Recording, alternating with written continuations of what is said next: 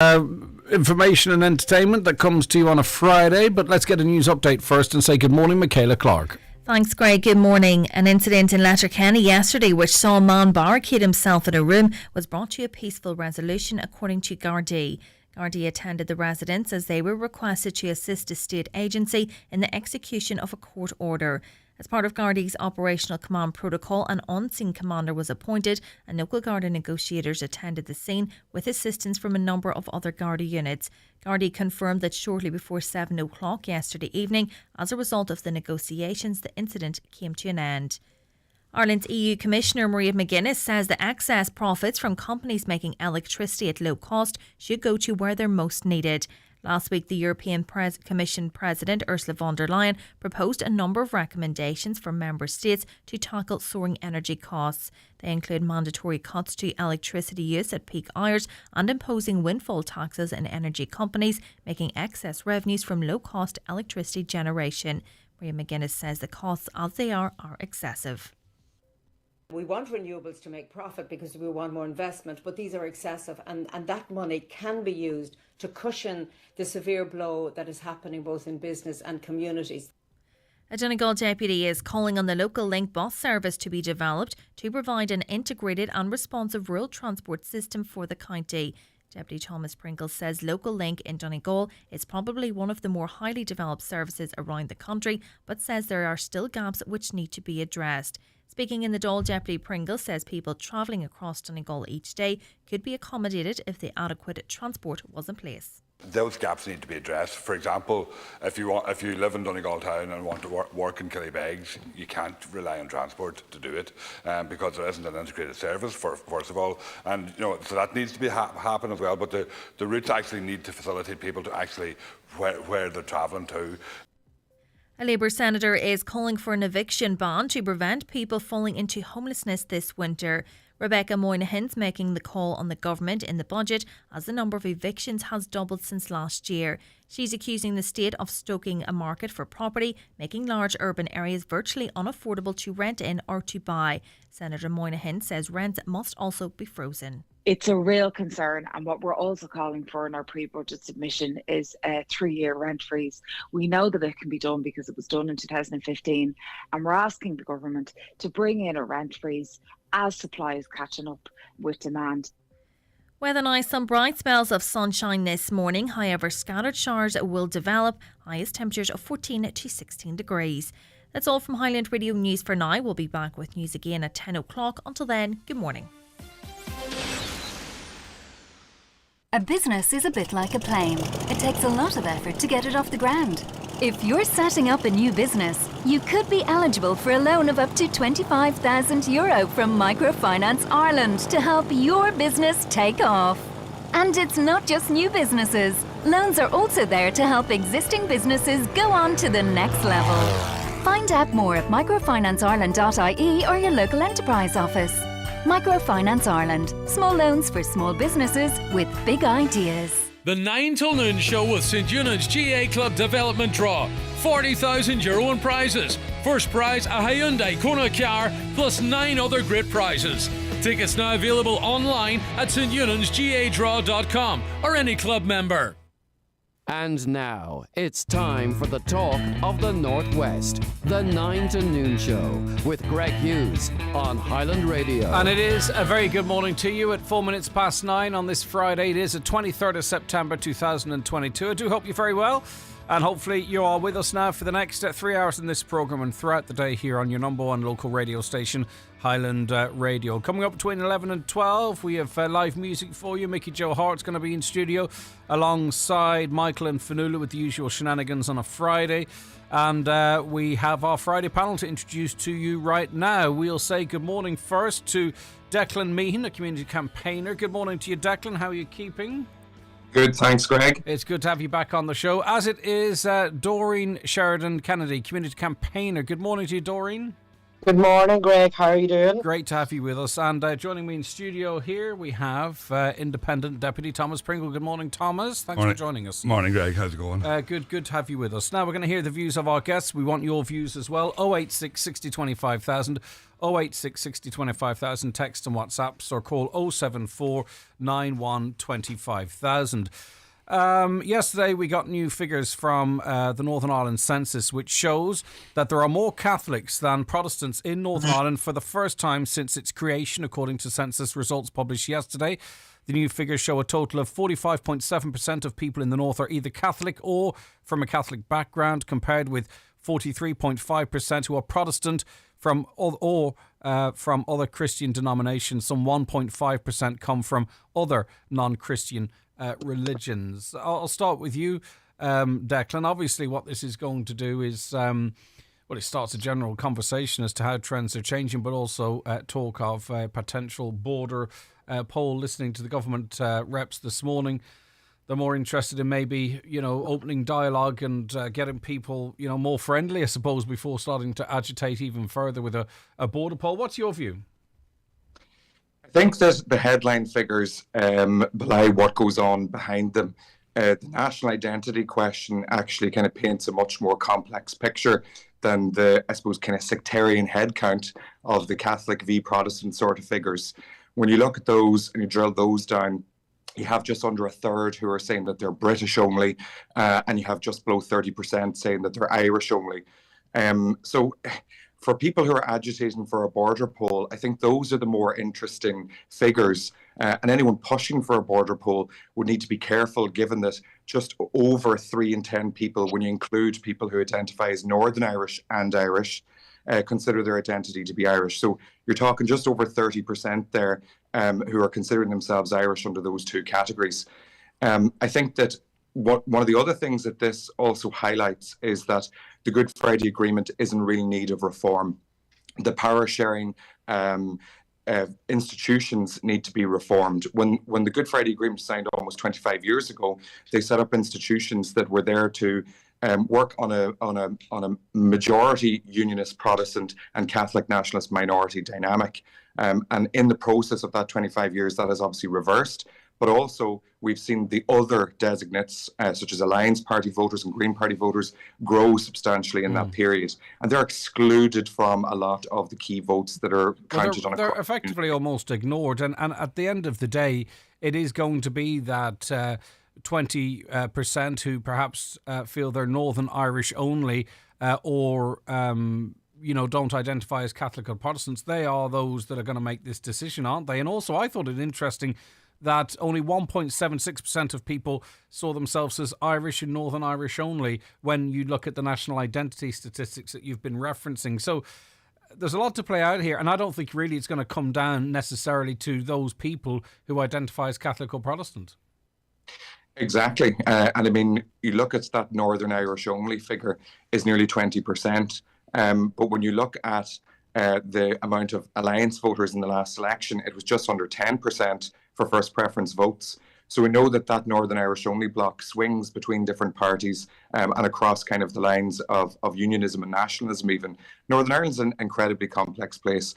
I had the pleasure of living there for 4 years, and I had Catholic unionist friends, I had Protestant nationalist friends. It really does not come down to religion in Northern Ireland. That headline figure, I think, kind of oversimplifies certainly people's interpretation of it. Maybe is oversimplistic. I mean, it harks back to a time when Northern Ireland was established to guarantee a Protestant majority picking and choosing. You talked of the formation of the Good Friday Agreement, and what it seems was it's outdated to look at this as simple as green and orange now. It's not relevant to now. This doesn't even account for the population that moved to Northern Ireland since the Good Friday Agreement, for example. Exactly, yeah. I mean, even looking at the national identity thing again, you have just under 8% of people who are neither British, Northern Irish, nor Irish. Yeah. Other, exactly. So, I mean, there are people from the European Union, there are people from elsewhere in the world, and there are people who don't want to be tied up in all of this. So I guess the what we have seen over the past 25 years is times, obviously, when the Power Sharing Assembly and institutions have broken down because of one party or another's demands. And I think that it's time that Stormont was honestly reformed to allow for everyone to come to the table and for people to form governments who actually want to. And you know what? Maybe that is the way forward. Switch the dynamics a little bit. Doreen, what do you think? Well, I'm very much with Mr. Meehan on what he has said You there. can call him Declan. Really, it's all right. We're amongst friends. Sorry, I have never met Declan, so hello, Declan. And I've spoken on radio with him before. But I think we need to be very careful how we read these figures. And I think, like Declan has said, we need to read the whole thing and to use all of the figures to move forward. It's important to have figures and to have statistics. Otherwise, we're never going to change. And, that's why they are relevant. I'm very interested in the fact that there was 10% there who didn't align themselves with anything. And I found it very interesting yesterday now when the President of America met the Prime Minister of England, the new Prime Minister, that he had the protocol as part of his agenda. So there are different people in different parts of the world that have different interpretations of what these figures are. But it's just the ball has been reversed, where we're going to have perhaps just stronger participation by a Catholic population than a non-Catholic population. But Northern Ireland is changing no more than the 26 counties because of because of immigration, because of migrants, because of different factors. So I think they're very interesting statistics, and but I think people have to take note of them in a manner that's not going to cause any confusion either, or not going to cause any rows. We have to be very careful how we tread with these figures, and not just assume that there's going to be a border poll either. That's something that is down the line, but I don't see it in the immediate future. I don't think it's a huge issue. They need to get into Stormont and sort themselves out would be the first thing that needs to be done. So I do think very interesting survey, and like that, not just the whole idea that there's only slightly more Catholics than Protestants, but it's the first time it's ever been there. So I don't think we need to read too much into it either. But get back into government is what, no matter what religion you are, they need to get back into government and run themselves. Otherwise, it'll be ruled from London, and that's not exactly, I'm sure, what the Northern Ireland people need or want now. Independent Deputy Thomas Pringle. Yeah, Greg, I think it's very interesting figures. All right, and it's kind of had been expected anyway that the figures would come out this way, and it would start to show that the move is towards a majority Catholic population situation in the north. And the reality is that the border poll isn't going to happen imminently. There will be probably a border poll by maybe 2030 or something like that there. But what needs to happen is the conversation needs to start in the south. And we had Ireland's Future had a meeting here in Letterkenny a number of weeks ago, and I think that's very important. And I think it's very important that we start to talk about what Ireland could look like as a united country, and I think that offers huge potential for us all, and particularly here in Donegal. I just think nationally, and I said this when I was speaking to the person that was hosting that, is, when it comes down to the nitty-gritty, what we're going to be interested in really is how our health care system is going to work, how education is going to work, how transport is going to work. Really, what church or chapel someone does or does not go into.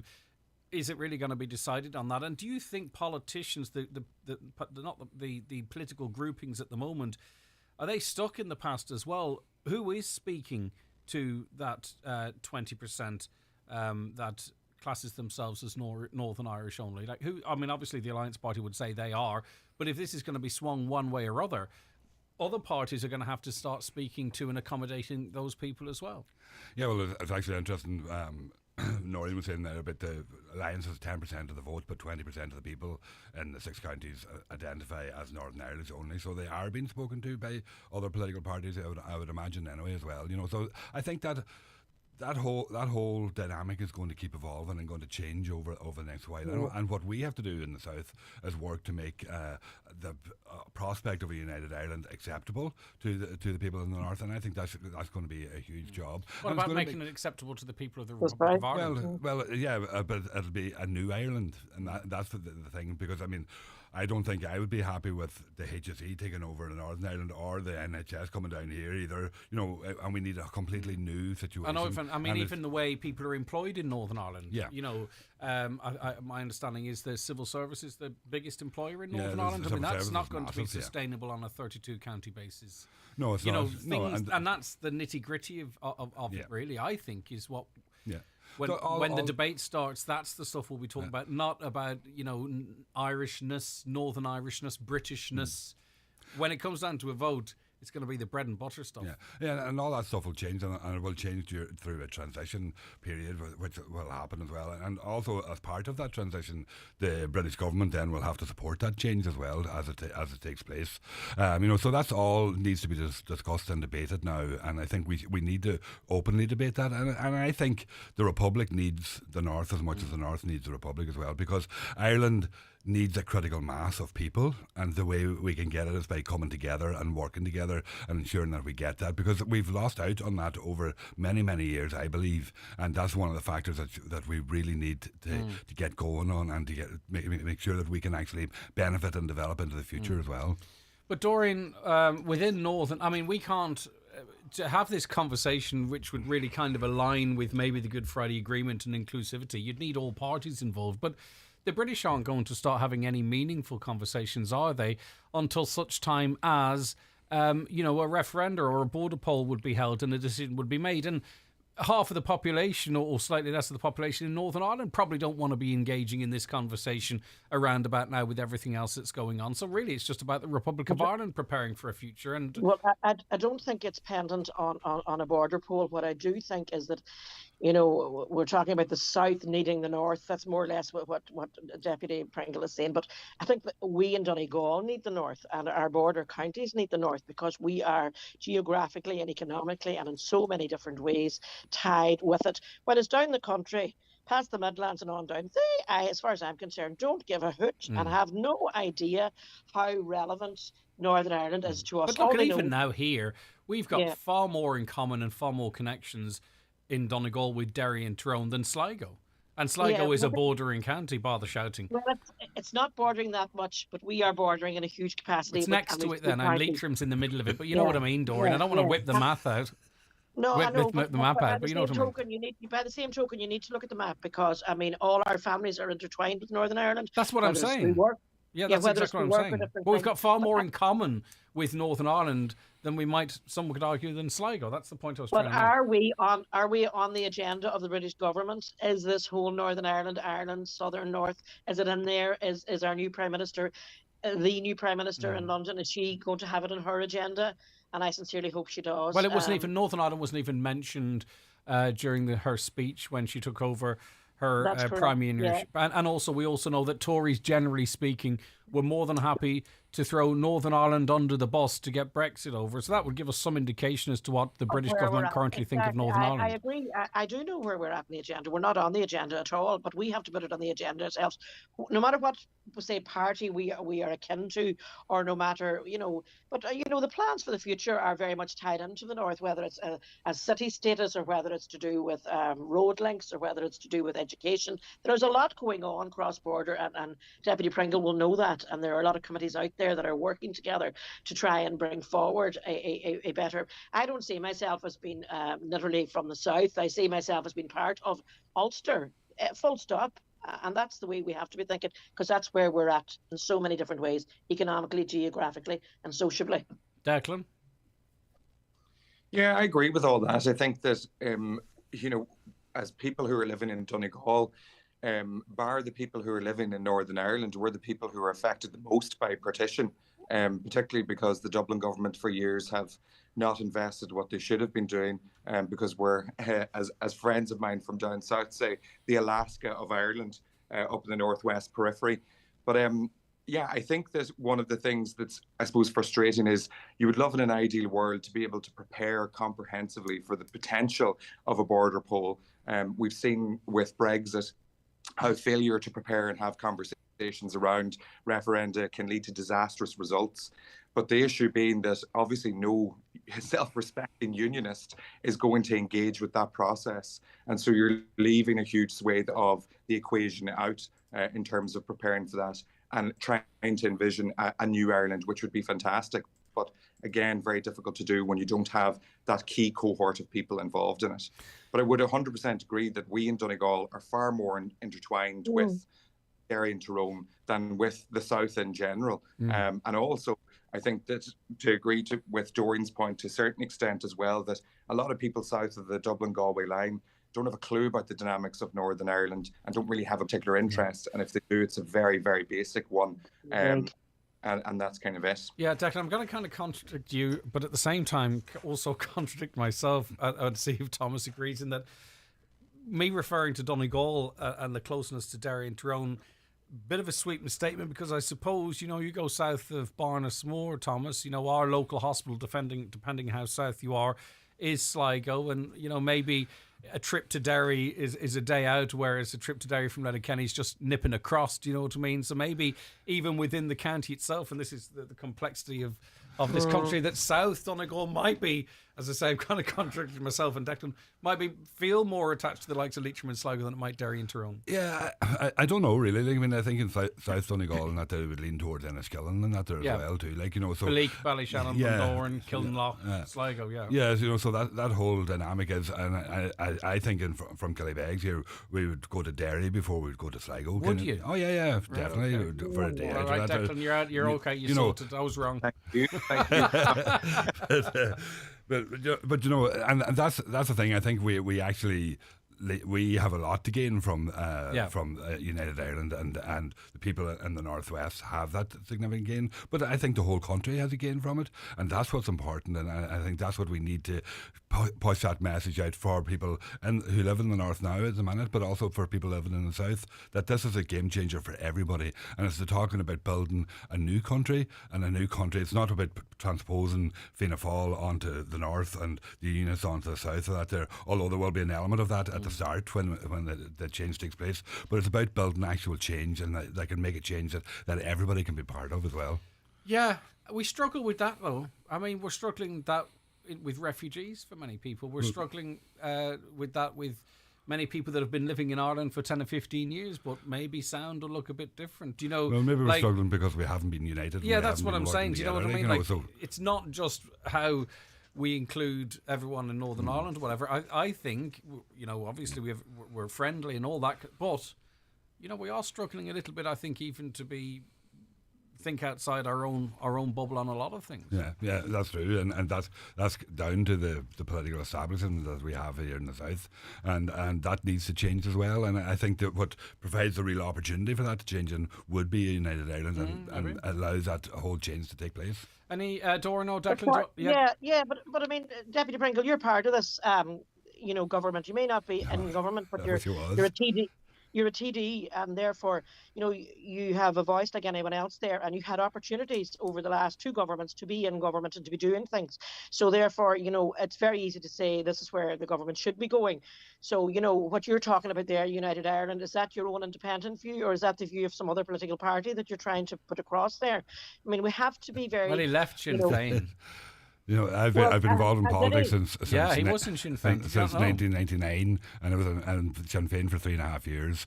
And the reality is, yes, I did have the opportunity to go into government, but when I looked what Fianna Fáil and Fine Gael were offering in terms of going into government, I said that doesn't serve me or serve my voters in any way at all. And that's the problem, and that's what we're talking about. Is about building a new Ireland that moves away from that and has governments that actually represent the people and actually do the best for the people. And if you can argue that this government is doing the best for the people, then tell that to the homeless people right across this country, because I think that this government is a disgrace, and I wouldn't. Just let Doreen back in here a second. Go ahead. Go ahead, Doreen. You need to say it to them, Deputy Pringle. You're a paid representative to be there, and tell me. I do say it to them every day. I can't. No, you need to. I do say it to them every day. Yourself. You need to answer them yourself, because you are a TD that is sitting in government. I mean, I do say it to them every day. But Thomas, at the end of the day, right? You maybe what people might feel is that you have, I don't like the word, but maybe it's fine, an ideology that doesn't align with what Fine Gael, Fianna Fáil and the Greens want to do.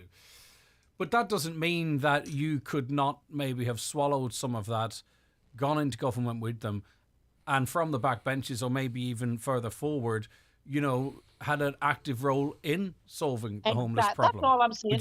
Even if you had to sell a little bit of yourself, when you throw out the government neglecting homelessness, you could have gone into government. You might have had to sell your soul a little bit, but you would have a far better chance of actually affecting change for these people. That's what I'm talking sitting about, on the Jeff. sidelines. Well, I actually looked at it and think, that and looking constructively at it, you could not influence the changes, and that's why I decided not to go in there, and that's the reality of the situation. But the problem is the reality of the situation. You can be the Minister for Housing and not influence change.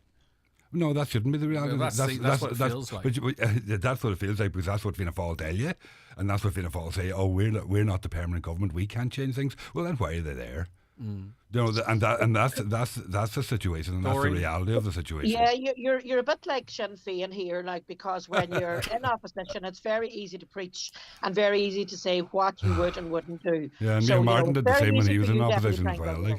I think you do a lot of good work. Don't get me wrong, in the south of the county, and I see you involved in lots of things. But at national level, where you are elected, I think you need to, put your money where your mouth is. And if you get an opportunity to be in government, you need to go with and bring back something to the south of the county that deserves. Yeah, but your philosophy isn't that, is it, Thomas? You're a national politician. You don't see yourself as a Donegal or Killybegs rep as such, do you? I don't want to misquote you, but I seem to recall you suggesting previously that you see yourself as a national politician. Look, I don't see my role in being in Dublin and to go into government and get support and deliver a school maybe a couple of years earlier than it could be, or deliver a road a couple of years earlier than is already planned. Because that's in reality that's what we have here, and that's what people But we have Joe McHugh here, and we have Charlie McConlogue, who's the government minister here, and what have actually they done in relation to it? And the reality is that we need a lot of investment. We need our government. Yeah, but that's happening anyway, Greg. And that's the reality of the situation. So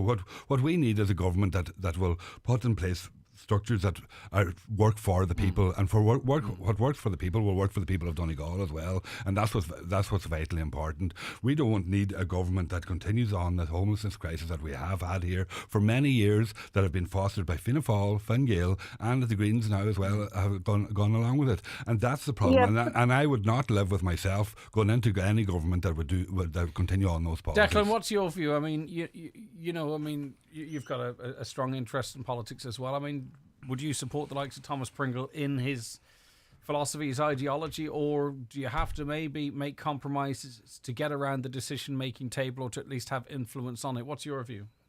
It's completely dependent on the time. I mean, I think that what Thomas is saying is completely understandable, and his voters who vote for him are very aware of the stance that Thomas takes on various issues, and he has been returned to the Dáil on that basis. So I don't think there's anything wrong with taking a principled stand against going into government with particular parties. And I don't think there's anything wrong with a politician who has integrity. That's not to say that people who do go into government don't have integrity, but it's just to say that if people take a stand on that and they've made that very clear to the voters, there's absolutely nothing wrong with that. What I will say is that, Dorian has said there, it's very easy to say that from the opposition benches. I mean, Fianna Fáil were saying that to Fine Gael when Fine Gael were on the opposition benches. It's the privilege of government to be able to throw that retort back to people who are not in government, to say it's easy for you to complain, but it is the job of opposition to hold the government to account, whether an independent or a member of a party on the opposition benches. And, it riles me sometimes when I hear representatives of the government parties saying, oh, well, it's easy for you to say that from the opposition benches. But I mean, that is literally the job of an opposition, is in order to hold government account, you criticise the policies where criticism is valid. Dorian, some would argue that the problem a lot of people have with the government, current parties, for example, is that they promised one thing to their voters and then did something else. In other words, it's quite all right nowadays to sort of say, to run on the campaign of, there is absolutely no way I would ever go into government with Sinn Féin, get elected, and then sort of say, well, the onus is on us to form a government. We're going to go into government with Sinn Féin. Some would argue at least what Thomas Pringle is doing is delivering on his commitment to his voters. And maybe, whether you disagree with or agree with his politics, maybe that's what we need more of, where people make commitments to the electorate and actually stick to them, even if it doesn't please everyone. Well, I just want to go back to Deputy Pringle on something that he said there. I thought that was a good question, but go on. Yeah, well, it was. Well, I might get back to that in a minute. You talked about, Joe McHugh and Cherry McConalogue, who are both in coalition government at the moment. Joe McHugh has stepped aside and is working as an independent for his own reasons and to support the people within the Micah group. But I wouldn't like to be a school in the south of the county, or I wouldn't like to be someone who's waiting on a road or a bend to be fixed. I don't think Joe McHugh's independent. I think he's a member of Fine Gael without the party whip. But go on anyway. He still supports the government on everything. Well, thanks for that, Greg. It's good to hear you speaking like that. And I just wouldn't like to be a school that's waiting on planning permission or a prefab or an extra staff member with the statement that you came out with there, Mr. Pringle, Deputy Pringle. There's nothing wrong with our local politicians making headway for various local projects, whether it's a GAA club or whether it is an investment in roads or rural link or whatever you're entitled to. But anyway, I'm going to get off my bandwagon in relation to Mr. Pringle and just say that it's very difficult times in government at the moment, I think, and I'm looking forward to the budget, and hopefully... But we'll talk about that and keep one foot in the bandwagon because we've another half an hour to go. All right, we'll be back with much more from Declan Meehan, Thomas Pringle and Doreen Sheridan Kennedy after we take this quick break. Stay right where you are. Car. Well, that's the first prize in the St. Eunan's GA Club Development Draw, who are sponsors of this week's 9 till noon show. There's 9 other great prizes, and tickets are now available online at steunans.gadraw.com or any club member. The county's #1 talk show, the 9 till noon show on Highland Radio.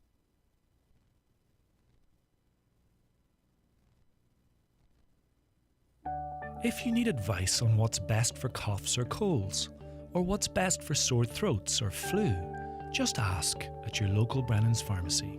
If you need advice on the best vitamins and tonics to put a pep in your step, just ask at your local Brennan's pharmacy. Whether it's about backaches, headaches or tummy aches, your Brennan's pharmacy team can help. If you need advice from someone you trust, we're here for you at your local Brennan's pharmacy, Buncrana, Clonmany and Creeslaw. Declutter this summer with Cherrymore Kitchens and Bedrooms. Inflation-beating built-in wardrobe special offer. Get a 2-metre-long wardrobe with 2 free mirrors built in for €1,099. Check us out online or book an appointment viewing in our Donegal Town showroom today on 07497 25822. Cherrymore. More bedrooms your way since 1996. Attention all pet lovers and owners. Gary's Pet World Letterkenny is open 7 days per week, offering the very best value on all pet foods, accessories, grooming and care products. Call in and let our staff help you spoil your pet today. You will be amazed by the range of product for all pets, with exceptional value on all leading brands. Alternatively, you can browse and buy online at petworld.ie and we will deliver to your home. We wish you a... It may be too early for Christmas carols, but it's never too early to start the Christmas shopping. Save hundreds, possibly thousands of euros shopping online with Space Hub Derry. We provide a full virtual address mailbox service for all your Christmas parcels and post. Save hundreds, possibly thousands on customs charges this Christmas with Space Hub Derry. Call 04871 878077 for more details. If you're in business and you need to accept card payments, An Post offer the best value in card payment solutions, saving Irish businesses on average 25% on current costs. It's fast and easy to set up or switch. Your money hits your account the next day. Call An Post on 1800 300 150 or email cardpayments@anpost.ie and start accepting card payments today. Okay, you're welcome back to the programme. We are looking over some of the top stories of the week and some of the biggest issues with Declan Meehan, Thomas Pringle and Doreen Sheridan Kennedy. Senator Eileen Flynn has criticised the use of words like scumbags, thugs and lowlives to describe those caught up in the antisocial behaviour in the Cherry Orchard area of Dublin. She was speaking, addressing the Shannon, I believe, and said that, you know, I don't want to paraphrase her, but that we're too quick to judge people when in fact really it's these people and their families have been failed by the state and we need a different approach. Declan, I'll start with you. Do you agree? I mean, it's very... But then when you see what happened, of course, a lot of people are going to go to those words like scumbags and thugs and all that type of stuff. But do you see Senator Eileen Flynn's point? She did come up with some criticism from it, for it. Yeah, I mean, I do and I don't agree with Senator Flynn on that. I think what happened is an absolute disgrace, and I think that the behaviour of those young people is absolutely reprehensible and has to be condemned. I think that attacking any frontline workers is particularly reprehensible. People who put themselves on the front line, whether it's in our healthcare services or as Gardaí or in the fire services, whatever else, I think that that's a particularly heinous sort of a crime and is an attack on society itself. Now, what I will say is that Senator Flynn is correct. These people have been failed in these particular areas. Now, there have been countless reports into this sort of activity, antisocial behaviour among young people in particularly deprived areas. And there have been countless anecdotal reports and testimonies to Oireachtas committees from community workers and community organisations in relation to this, about how these communities are underserved, not invested enough, how there isn't enough diversion programmes put in place for young people, and how opportunities just don't exist in the same way that they exist elsewhere. That's not to excuse behaviour, absolutely not, but it is a reality. I mean, the fact that this government, and not just this government, but previous governments, have failed to invest in community work as a profession. As someone who works in community work, it is an underinvested in sector within society, and it's an undervalued one as well. Our youth services across Ireland pale in comparison to the level of investment that exists in youth services in Northern Ireland, for example. And Northern Irish youth services are some of the best in Europe. So what part are you disagreeing with Senator Flynn on? I think that people have a right to criticise and call these people names, to be quite honest. I think that a lot of the behaviour is absolutely reprehensible. And while you can but what does it achieve, Declan, though? It achieves nothing. I mean, it doesn't... I suspect what the Senator might be getting at is it just... It's like you call them scumbags and then you move on. You don't consider what led them to there. Even the possibility of rehabilitation. It's just the easiest thing in the world to say, scumbag... Or they're whatever, thugs, and then just carry on with your everyday life, and you've had your say, and then that's it. You've shirked all responsibility of what. I mean, it's very easy to talk about previous governments and all that type of stuff, but we have, as individuals, have responsibility as well, don't we? We can't always just look towards the government and sort of say, they didn't do this and they didn't do that. I mean, you're working in your area, and I suspect you'd still be doing that even if you weren't being paid to do so. Yeah, absolutely. But when we talk about individual responsibility, your attitudes, measure them in whatever way you want to. But I think that Eileen has a point in what she's talking about in terms of these communities being neglected and underserviced. Absolutely. I think that is an important part of it. But I think we also have to come out hard on people behaving in that way. It's absolutely unacceptable. And I don't want to build excuses around it, because sometimes people are going to act like that regardless of what resources are in the community as well. Yeah. So there's a balancing act there between getting to the root of the problem, but also condemning absolutely reprehensible behaviour. I mean, it is disgusting behaviour. Oh yes, of course it is. It is, so but labelling and using words like this doesn't in any way make it any less reprehensible. But it's not, some would feel, maybe very productive either. I'll come to Thomas after Doreen. Doreen, what's your view? Yeah, I think Senator Eileen, in fairness, was probably very angry and very annoyed that this happened, and that it's terrible that it took the likes of videos to go up online for people to realise, for me anyway, to realise that Cherry Orchard is lacking in the services, and as you said, Declan, the support services aren't there. I would hugely be concerned about people who are doing their job and listening to the two people who were in the Garda car in relation to what happened to them and the ongoing effect it will have on them, because we need good people taking part. Has anyone asked the question of the policing that would lead one squad car with 2 Gardaí being sent into that type of an environment? I haven't heard that conversation being had at all. Is there no Garda plan in place to deal with public order issues like that, other than sending one squad car into the lion's den? Within a while, they had 11 squad cars there, and they seem to be able to deal with it. And yesterday, they seemed to lift most of the phones that have recorded this crime as such. So therefore, they are on the ball. But it reminds me of maybe Limerick and parts of Limerick years ago, Moyross and various places where there was a lack of investment in housing and employment and in different things that Declan alluded to. So therefore, massive work needs to go on here. And parents need to know where these young girls and boys are, and to be joyriding at 13 round in cars. Where did they get the car? Where did they get the money? Is there drugs involved? It's a massive issue in some of our outlying areas, and it's not going to be that long till it's on our doorstep either within this county. So we need to be very lack careful. of respect for life or authority, because I don't think they cared really. But these children, these young people weren't born like this. Their circumstances have made them like this. Yeah. So we need to it's nurture, not nature. No, definitely. Yeah. Okay. I'm on that. I don't know what Councillor Pringle thinks on that now. Deputy Pringle. Yeah, I mean, I think Eileen's what she said in the Shannon that there was a symptomatic of on what is actually happening, where we see a lot of the reaction is about calling young people names and that there, and then what will happen is the media will move on and nothing will be happening, and then these communities will still be left in the same situation. And it's about more, the Gardaí can't solve this problem, and it's not about, they won't ever be able to, and it does need investment, and those communities need to be invested and supported to ensure that these different outcomes are there for young people down the line, and that's what has to happen.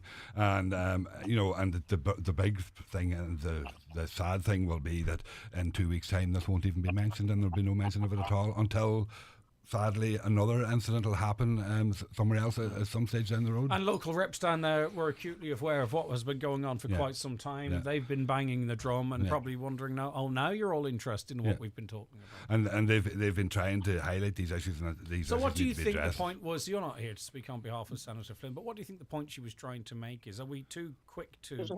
Yeah, I think we're looking at demonising the community and the whole community, and that's not what's happening here. A lot of the community were trying to protect against this thing and trying to highlight what was happening, what was going on, and they're looking for resources. The community are looking for resources to actually ensure that they can defend against it and make sure that this doesn't happen in the future as well.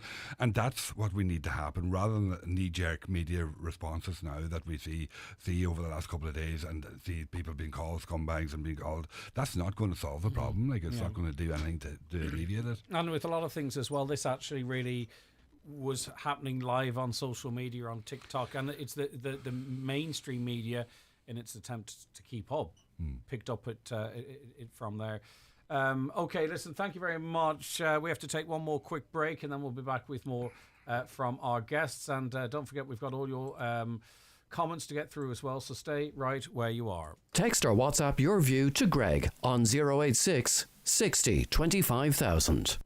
Would you like to win a Hyundai Kona car? Well, that's the first prize in the St. Eunan's GA Club Development Draw, who are sponsors of this week's 9 till noon show.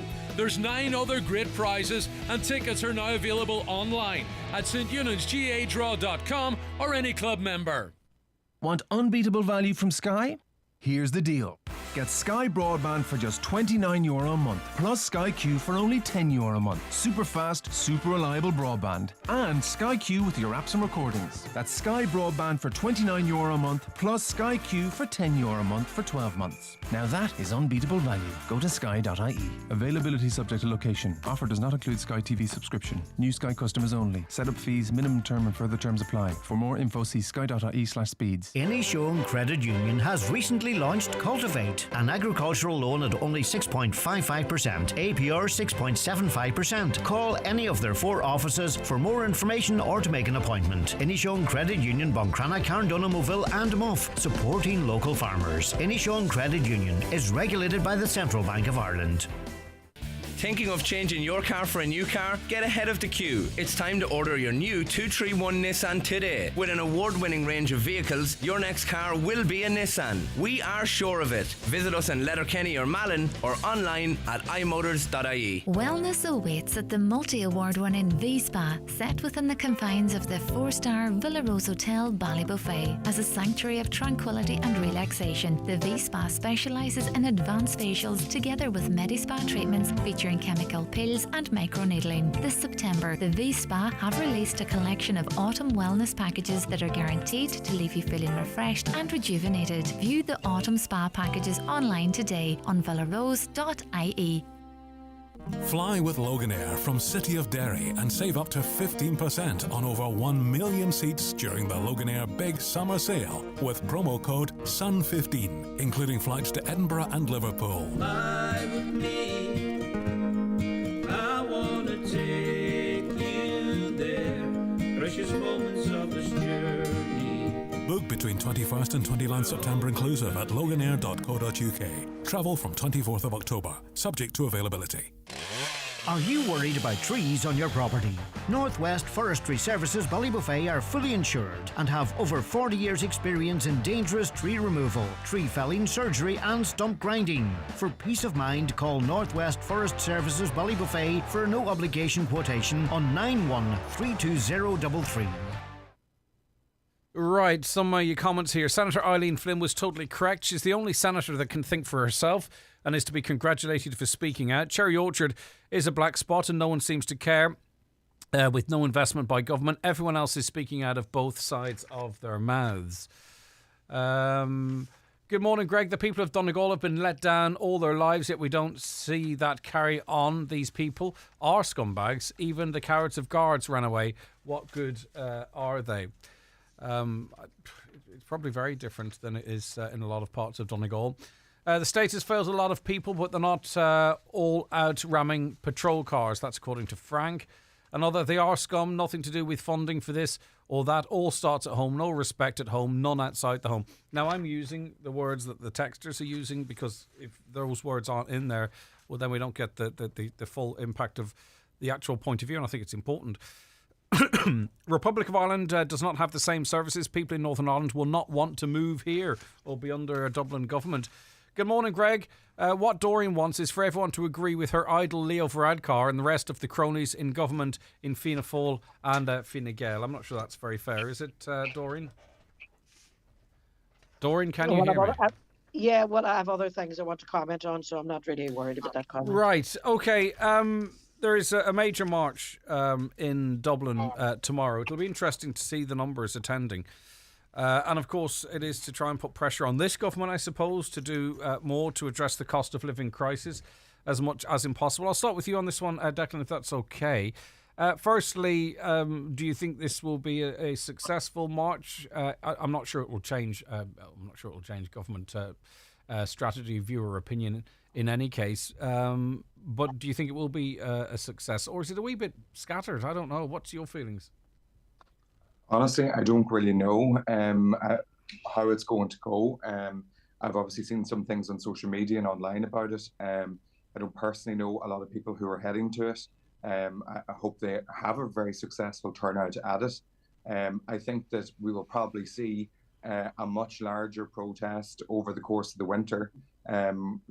This is happening a few days before Budget 2023, before we head into a very, very hard lean winter where people are really, really going to struggle with the cost of living crisis, among other things. And I think that the result of that will probably be, protests on the streets. And I think that, the full, I suppose, reality of the cost of living crisis and the coming winter is not really going to be known to people until we're in the middle of it. And I think that's when we're going to see a really, really challenging time for the current government. And I think we're going to see, obviously, a really challenging time for people. And I think that's when you'll probably see a really, really huge turnout in terms of protests on the streets. What do you think of what the government's proposing so far to sort of offset the rising cost of living? Obviously, they want to put more money back in people's pockets through taxation. There's talk of further payments to help with the cost of fuel. But an awful lot of what they're talking about is almost wiped out only by inflation in groceries, for example. So I don't know what really can be achieved in this current situation with the current strategy. Yeah, I mean, there's obviously some very good stuff in there that people will really benefit from. I think that one of the biggest issues that I have with it is, these energy credits that we're being given, and it's proposed that we're going to be given again, seem fantastic, and they are fantastic, and they will help people out. However, it's doing nothing to address the actual problem in terms of energy providers, quite frankly, gouging the public, which is what they are doing. Yeah. There was a discussion in the news yesterday, and Neil Martin was asked about it in New York, about the fact that standing charges have also gone up. And that is just plain and simple What was his wrong. response to that? Because there is no justification for that. This is not a charge that they need to keep, increasing to tick over. They are making record profits. What did he answer clearly to that? Sorry to put you in the role of Highland Radio's political correspondent, but I trust you. His response basically was that they look very seriously into that, and he said that they shouldn't be doing that.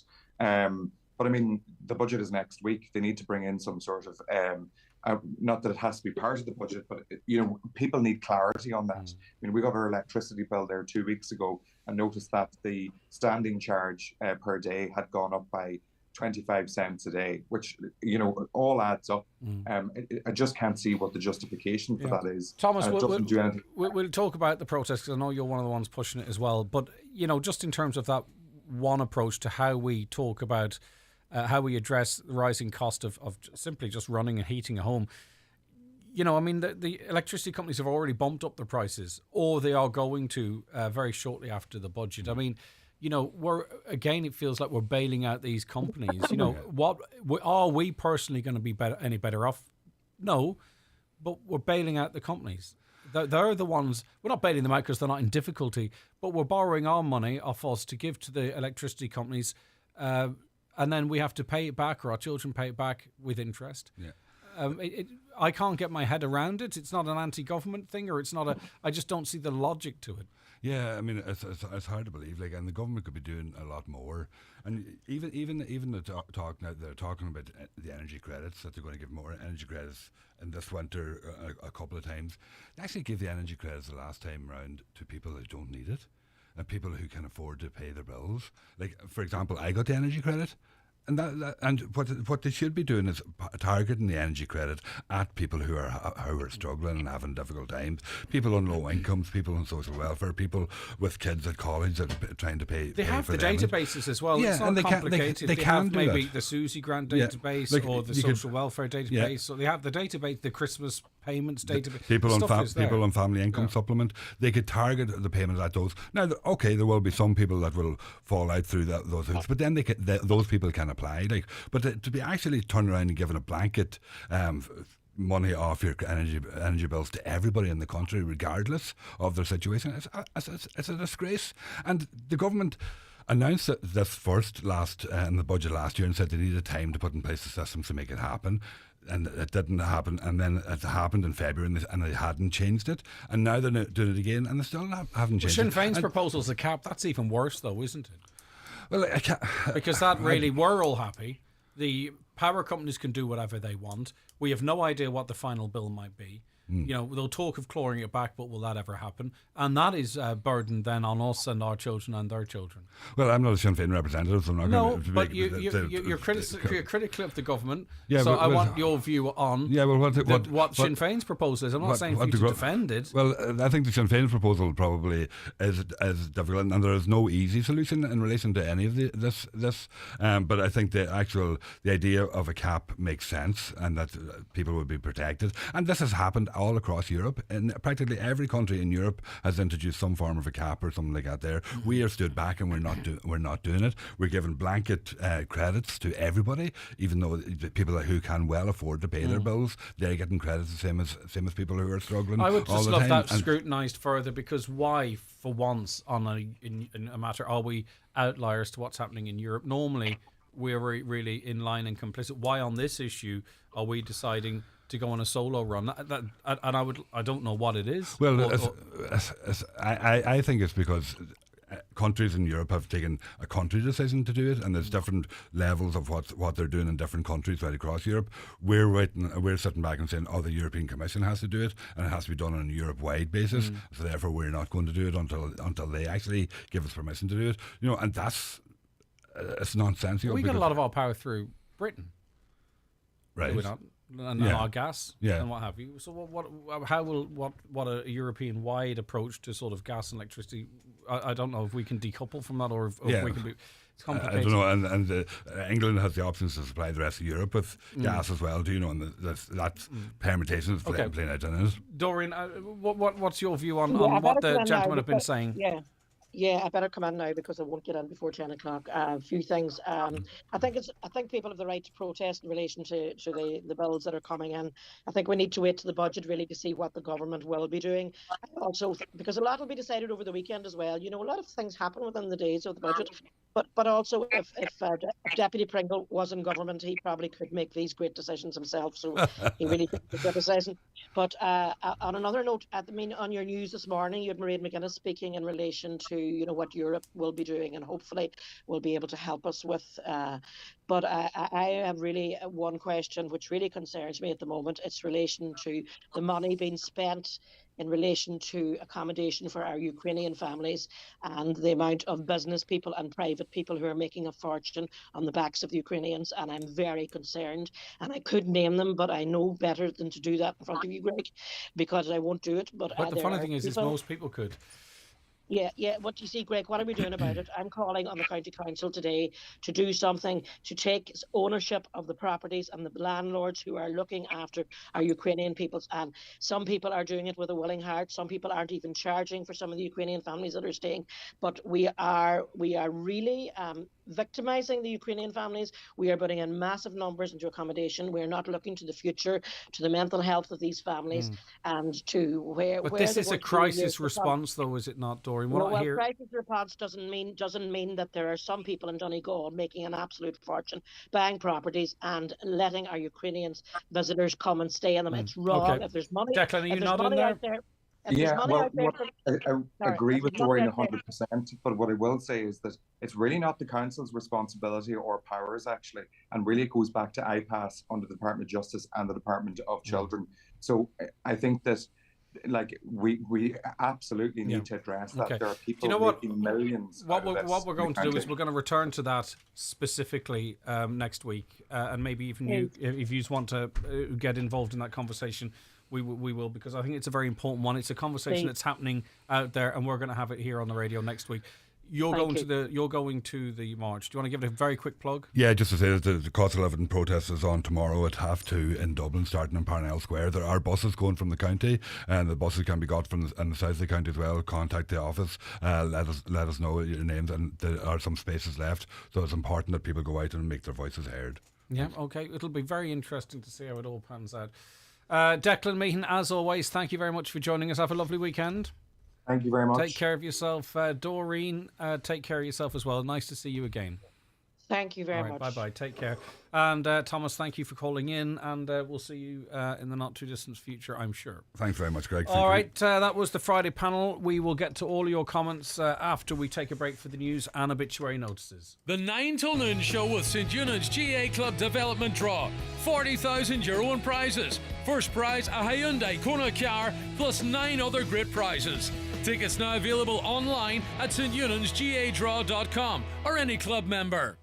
€50,000 to refurbish derelict houses. For more in your Farmer's Journal, here's Paul Mooney. A grant of up to €50,000 will be made available to refurbish one-off rural houses. We reveal the results of our survey of over 1,800 farmers, which reveals low interest in acres, farm organisation ratings and cuts in stock numbers and fertiliser use. What we know so far ahead of next week's budget. And farmers will be included in pension bonus scheme. This week's Irish Farmer's Journal. More than ever, you cannot afford to miss it. The new TFI Young Adult Leap Card is for 19 to 23-year-olds, offering a 50% discount on Transport for Ireland fares, and now also includes many commercial bus operators too.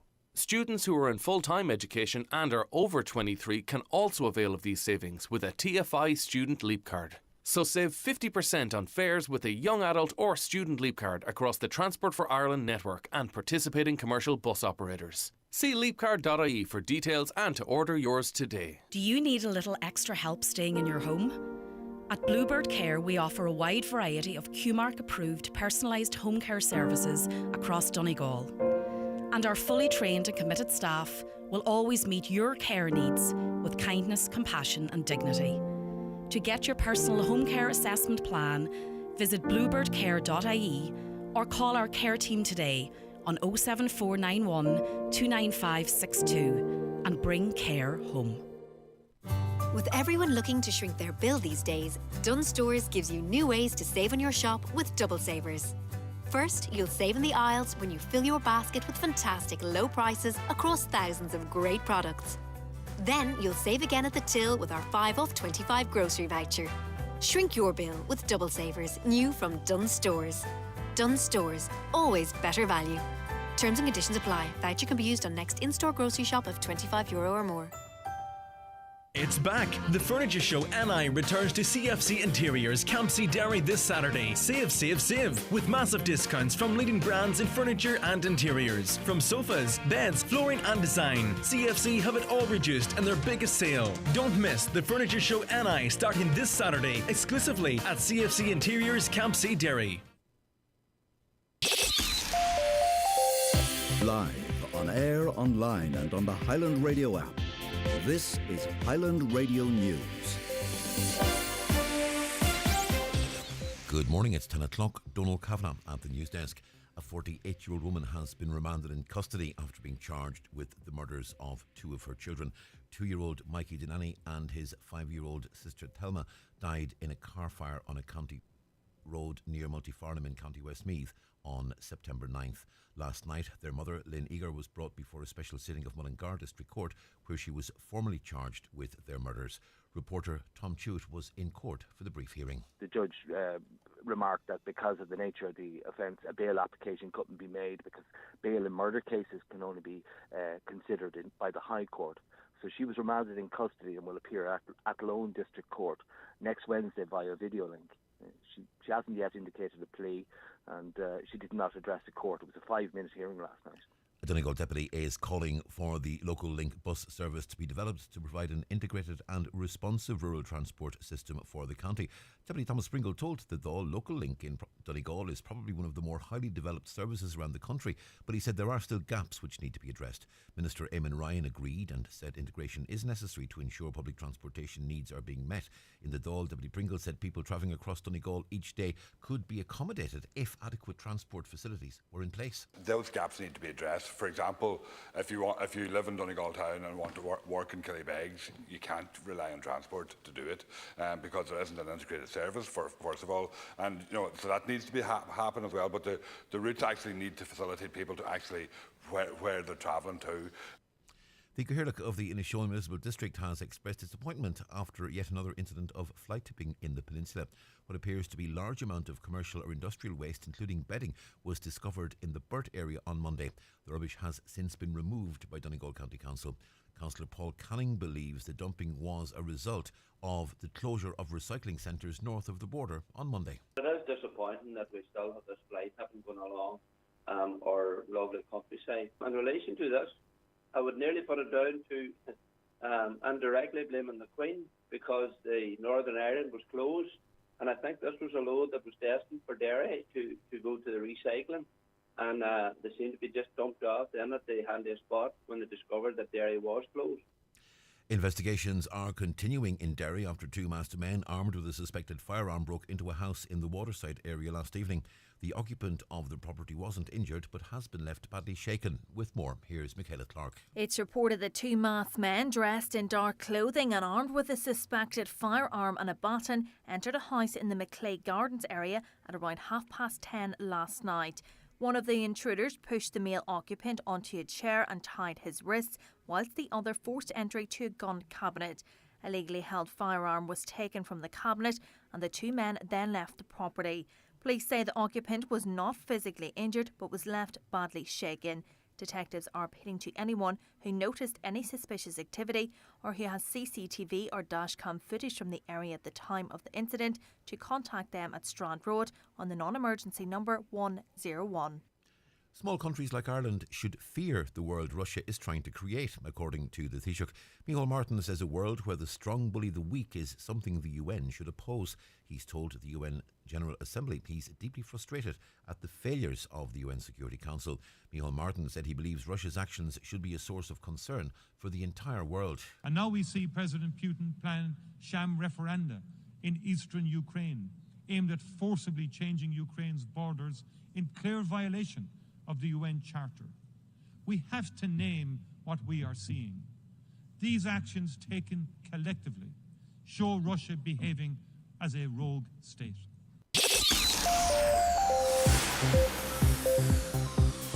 Any mist or fog that lingers yet will clear to give a mostly dry start to Friday with bright spells of sunshine. Scattered showers will continue to move across the region, feeling fresh with highest temperatures today 14 to 16 degrees Celsius, mostly moderate northwest breezes. It'll be largely dry and clear this evening and tonight outside of the odd stray shower. Chilly with lowest overnight temperatures 3 to 7 in light northwest winds. Some of those will be accompanied by mist or shallow fog patches. Well, scattered showers will occur tomorrow, but for the main it'll be a dry day with sunny spells, again fresh with highest temperatures 14 to 16 in light to moderate northerly breezes. That's Highland Radio News. We're back with news headlines again at 11 o'clock. Good morning.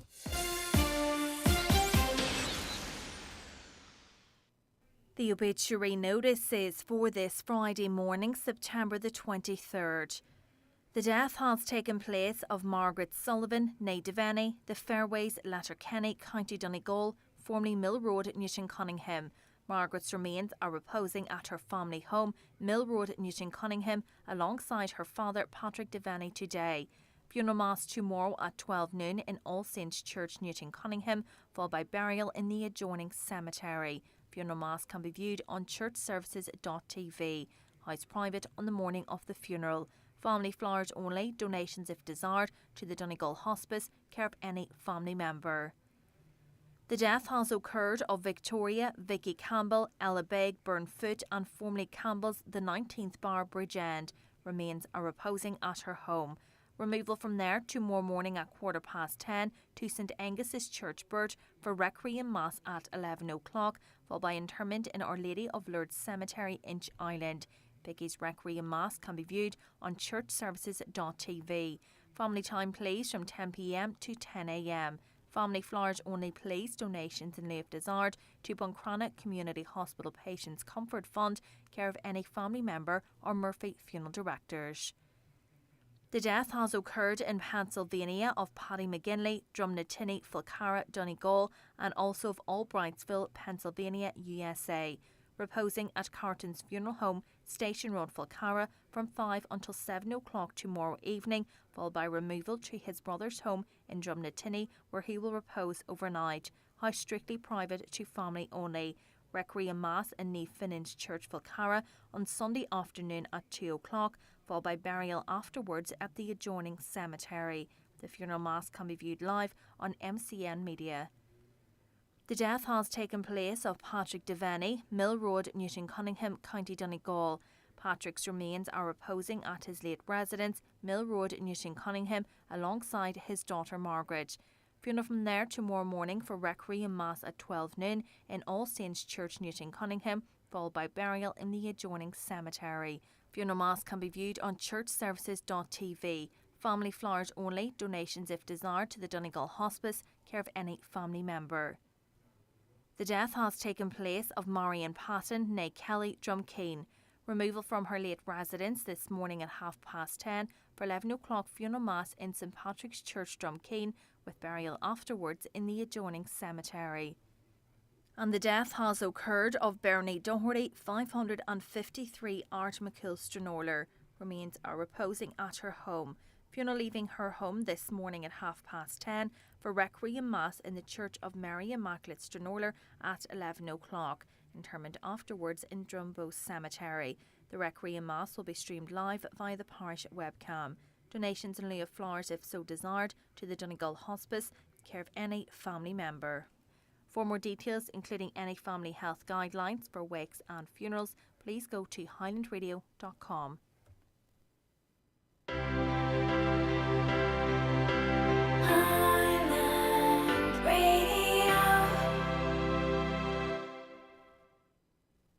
You're very welcome back to another hour of the 9 till noon show. Good morning if you are just joining us. Thank you so much for all of your comments this morning. Power should be handed to the EU to run the Irish state. Just as Northern Ireland is run by London, things are done correctly in Europe without the overhang of greed that exists here. Right, energy in crisis. We have ourselves to blame because we fell out with Russia. It has to be made right. We also live way beyond our means. We blow our money on things we don't need. Everyone on the panel has mentioned investment. The problem in our country is that investment is normally wasted on paper pushing jobs for the boys. If we look at the investment in Donegal Youth Services in this county, fancy offices in Letterkenny, 10 or 12 full-time staff in said offices, but not one on-the-ground youth worker to help out in youth clubs to take the pressure off volunteers and parents. It's a wonder that it's a wonder why there are so many youth clubs closing down. I'm not sure of the ins and outs of that comment. I think volunteers is a big issue for a lot of youth clubs as well. A strange tall man with a long coat and beard was seen in my daughter's back garden in St Johnston the other night. Next door dogs scared him off. Could be checking oil tanks or scouting for dogs to steal. Just a word of warning, just so folk can be vigilant. Get them sensor lights up and running now for the dark evenings. All right, that's in the St Johnston area there. Ballyfermot is a very well-resourced area with excellent schools, superb youth facilities and projects. Cherry Orchard seems to be an outlier. Driving through it, one can't help notice the boarded up houses and horses running freely through gardens. Surely you're going to ask Mr. Meehan about his Ukrainian crew taking up local housing that should be given to local people. That's not outside. That's got nothing to do with Declan Meehan, and he's commented on that a couple of times on this programme as well. Local reps like Deputy Breed Smith is the total lack of policing must have been frightening for the two women in the Garda car. Another, how can we run another 6 counties when we can't run what we have, believes this caller. And another, Doreen attacks the man and not the ball. As usual, I mostly switch off when she is on. It's never good to, it's completely up to you what you do.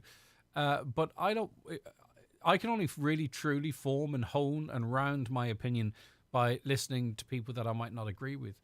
Because otherwise, I'm just a yes man nodding with people who say what I want to hear. Sometimes I think, anyway, it's up to you what you do, of course, that you have to listen to what other people think as well to fully, round your own point of view and strengthen your own arguments and views. But maybe that's not your view, and I fully respect that.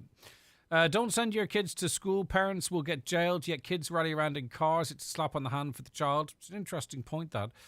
Another, we did not have much when I was growing up, but my parents taught me right from wrong. They took responsibility. There's no respect for authority today.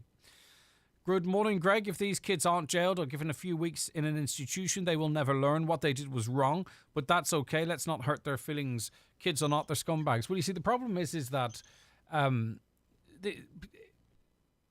maybe they can't be rehabilitated, but how did they end up like that? Someone else referenced their parents teaching them right from wrong.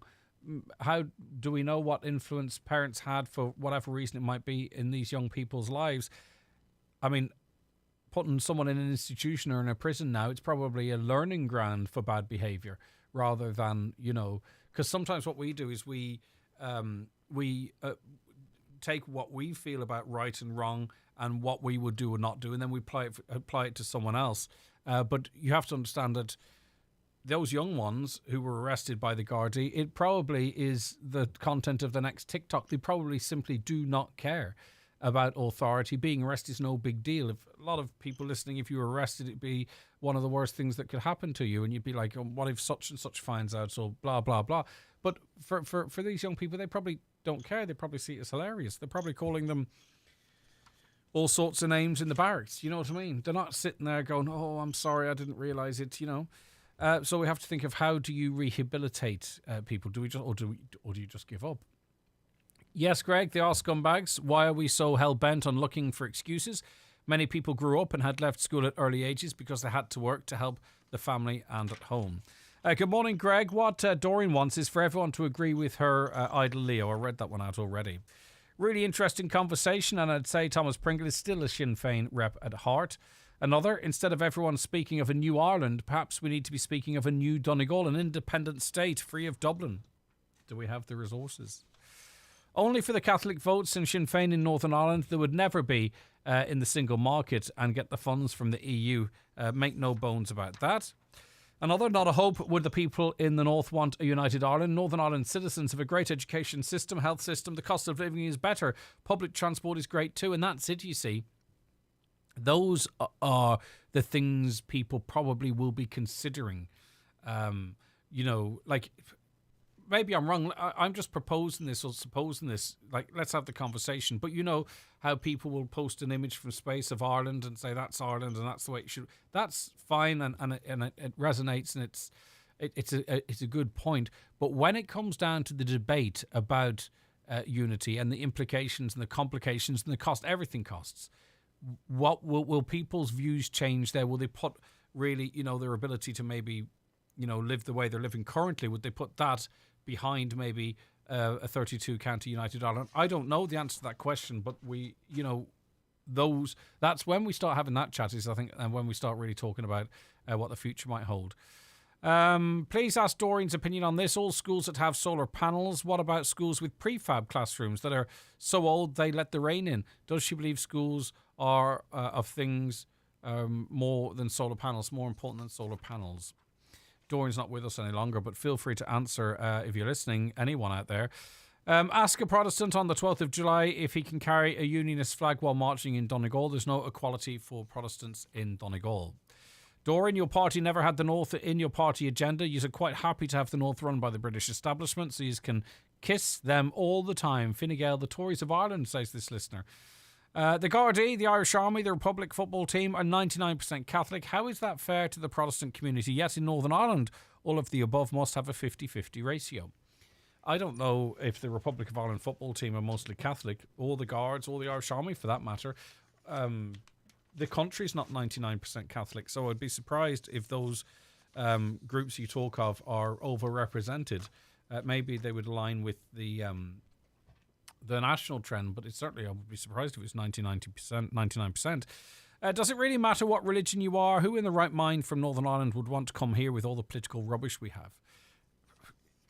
Religion's a funny one, identity, because if you look at the churches and chapels, how people are actually expressing or identifying their religion outside of politics as much as they used to. I don't know. It's a question.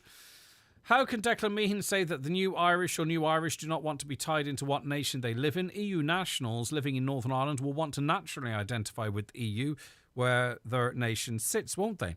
The bureaucracy of Brexit is affecting them terribly. Another, most racist attacks in Northern Ireland are undertaken in loyalist areas by loyalists. This will also help them to identify with Ireland rather than Britain. I'm not sure if that's as a statistic at all, to be honest with you.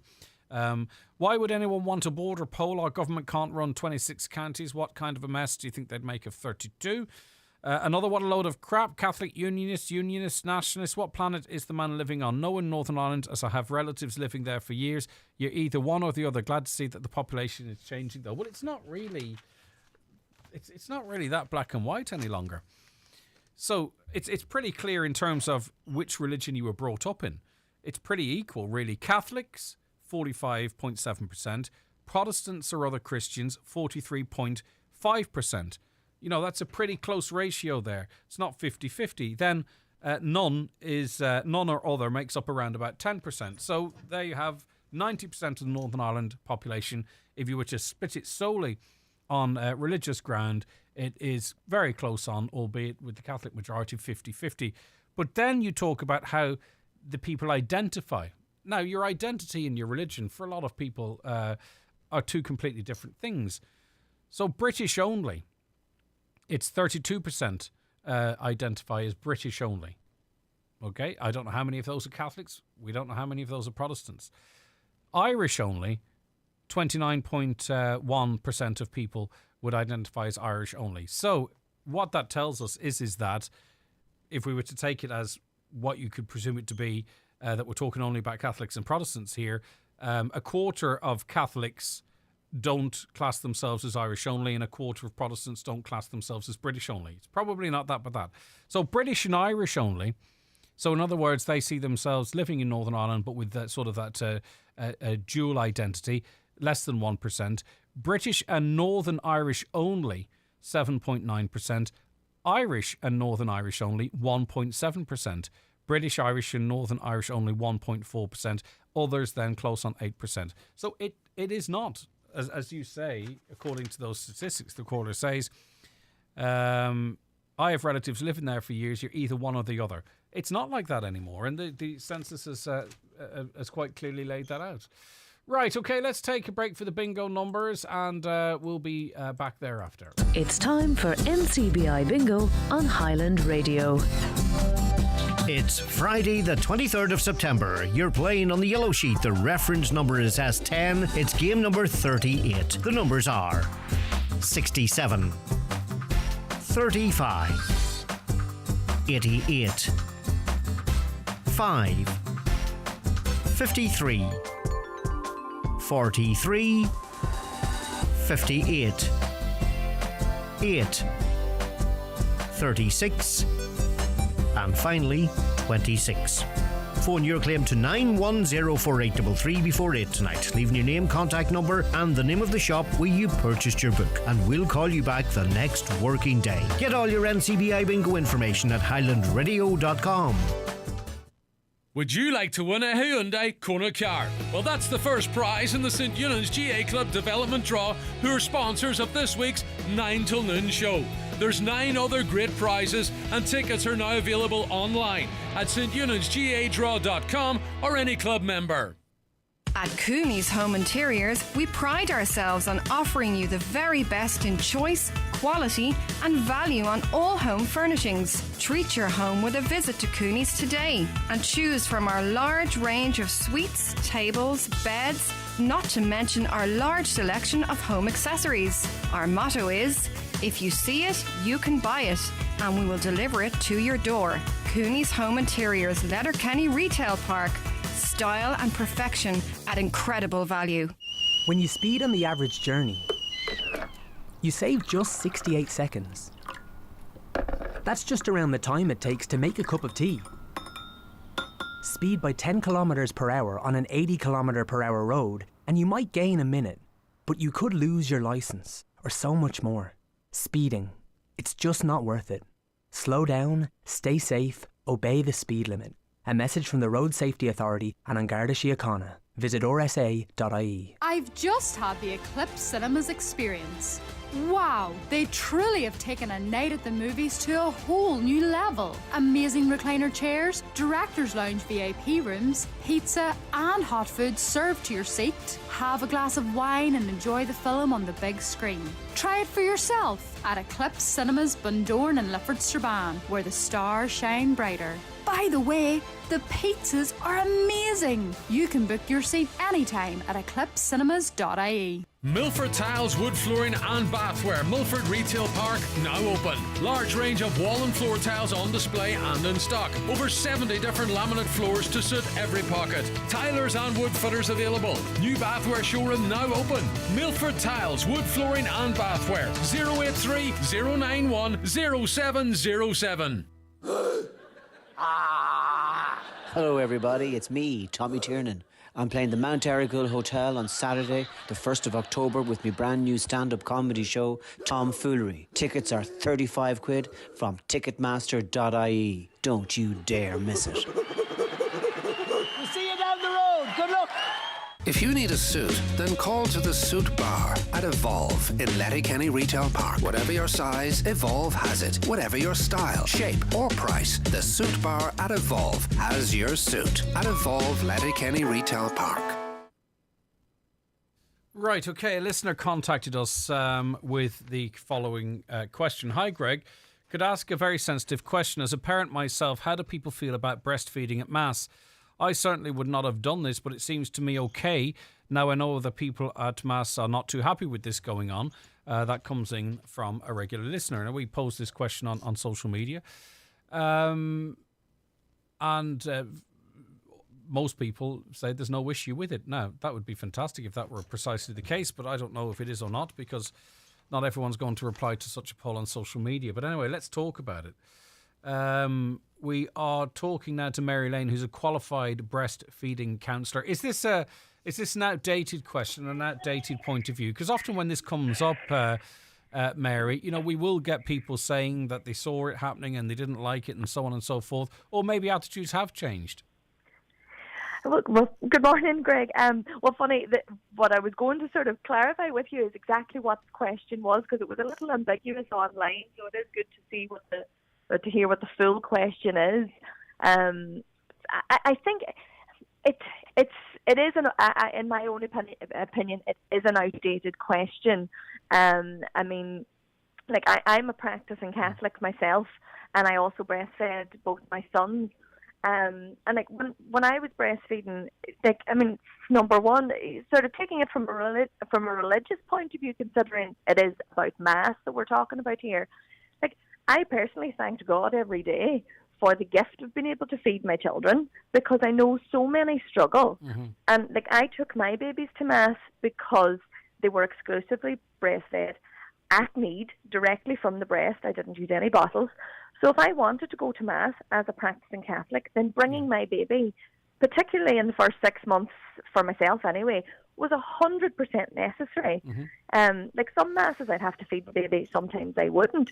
But I couldn't leave them at home for the hour or the hour and a half, whatever, with the potential for them to be hungry at home. Mm-hmm. Because sure, that's but it's not that long place ago. to be. We also have to remember it's only, I think it was last year or maybe it was the year before, or it could have been pre-COVID. You know, with the way COVID is, you forgot what you're talking about, where there was a big campaign around Letterkenny to make people feel comfortable to breastfeed in public spaces. Do you know what I mean? So that's only a short while ago. And it's only big news today, though it's not the same thing. Big news this week. You'd swear we'd put someone on the moon, that a baby was brought into the Dáil chamber by a mother. You know what I mean? So, and that was the first time that's ever actually happened. So, obviously, whilst it might be easy to say that we've made great strides, clearly there's still there's still quite a way to go. Oh, there is, surely to God. And I suppose I'd be quite keen to sort of, speak specifically about this in terms of it being a question about Mass. No problem, I get you. I could debate all day long about why it's completely and utterly 100% okay to breastfeed a baby anywhere, anytime, anything. But I think specifically because this is a question of Mass or church or whatever, I think that it could be that it's coming from some sort of conservative place, specifically when you're talking about Mass. And is it okay to feed at Mass? And babies have been breastfed for millennia, and it's specifically put into it's in the Bible. Mm-hmm. About breastfeeding and Pope Francis. Did you ever feel himself. uncomfortable? I mean, it depends how you do it. You can do it to the point where no one would know you were there. Some might say, well, why should I have to hide it? It depends on the mum's point of view as well too. But it was never an issue for you. You never had any strange looks, or you never felt uncomfortable in yourself doing it.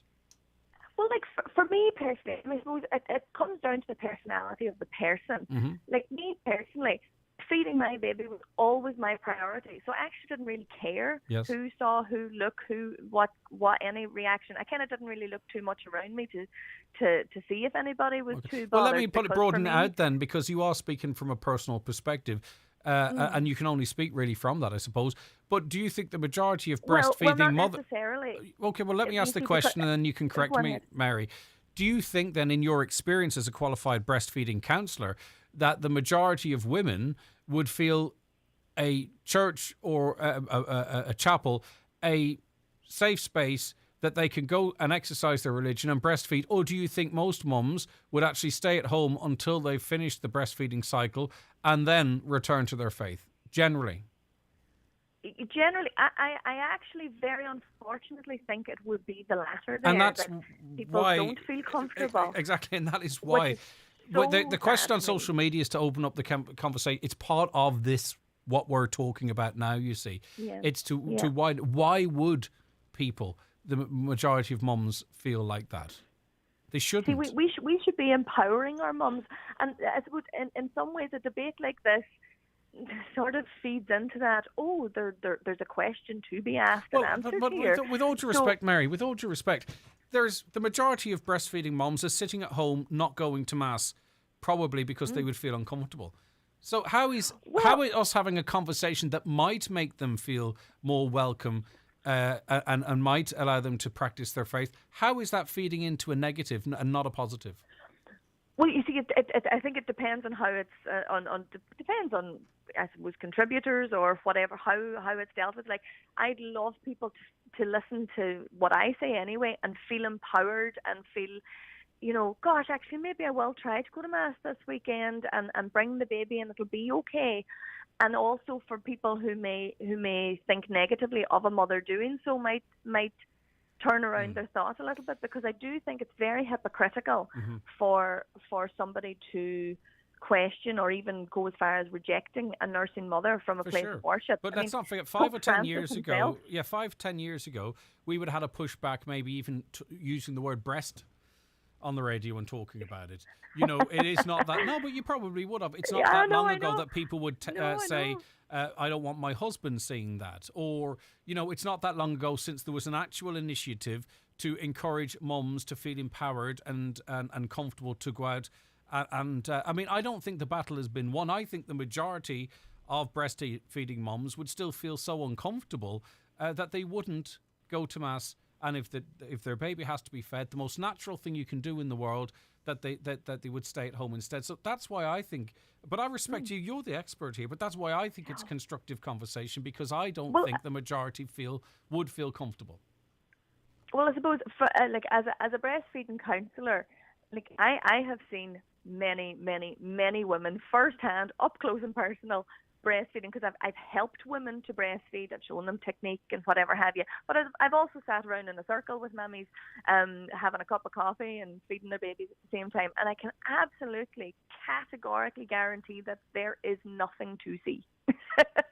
There's nothing to see. Even the very discreet mammies and the mammies who just can't quite get can't get the blanket up over themselves in time, or or don't want to use a blanket or whatever.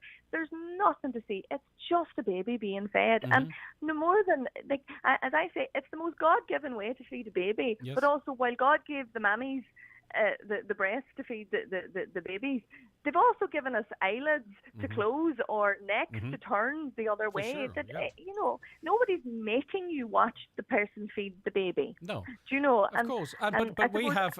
Thankfully, I think our breastfeeding rates are rising in this county, but. We're low in Ireland. We've been particularly low in the northwest.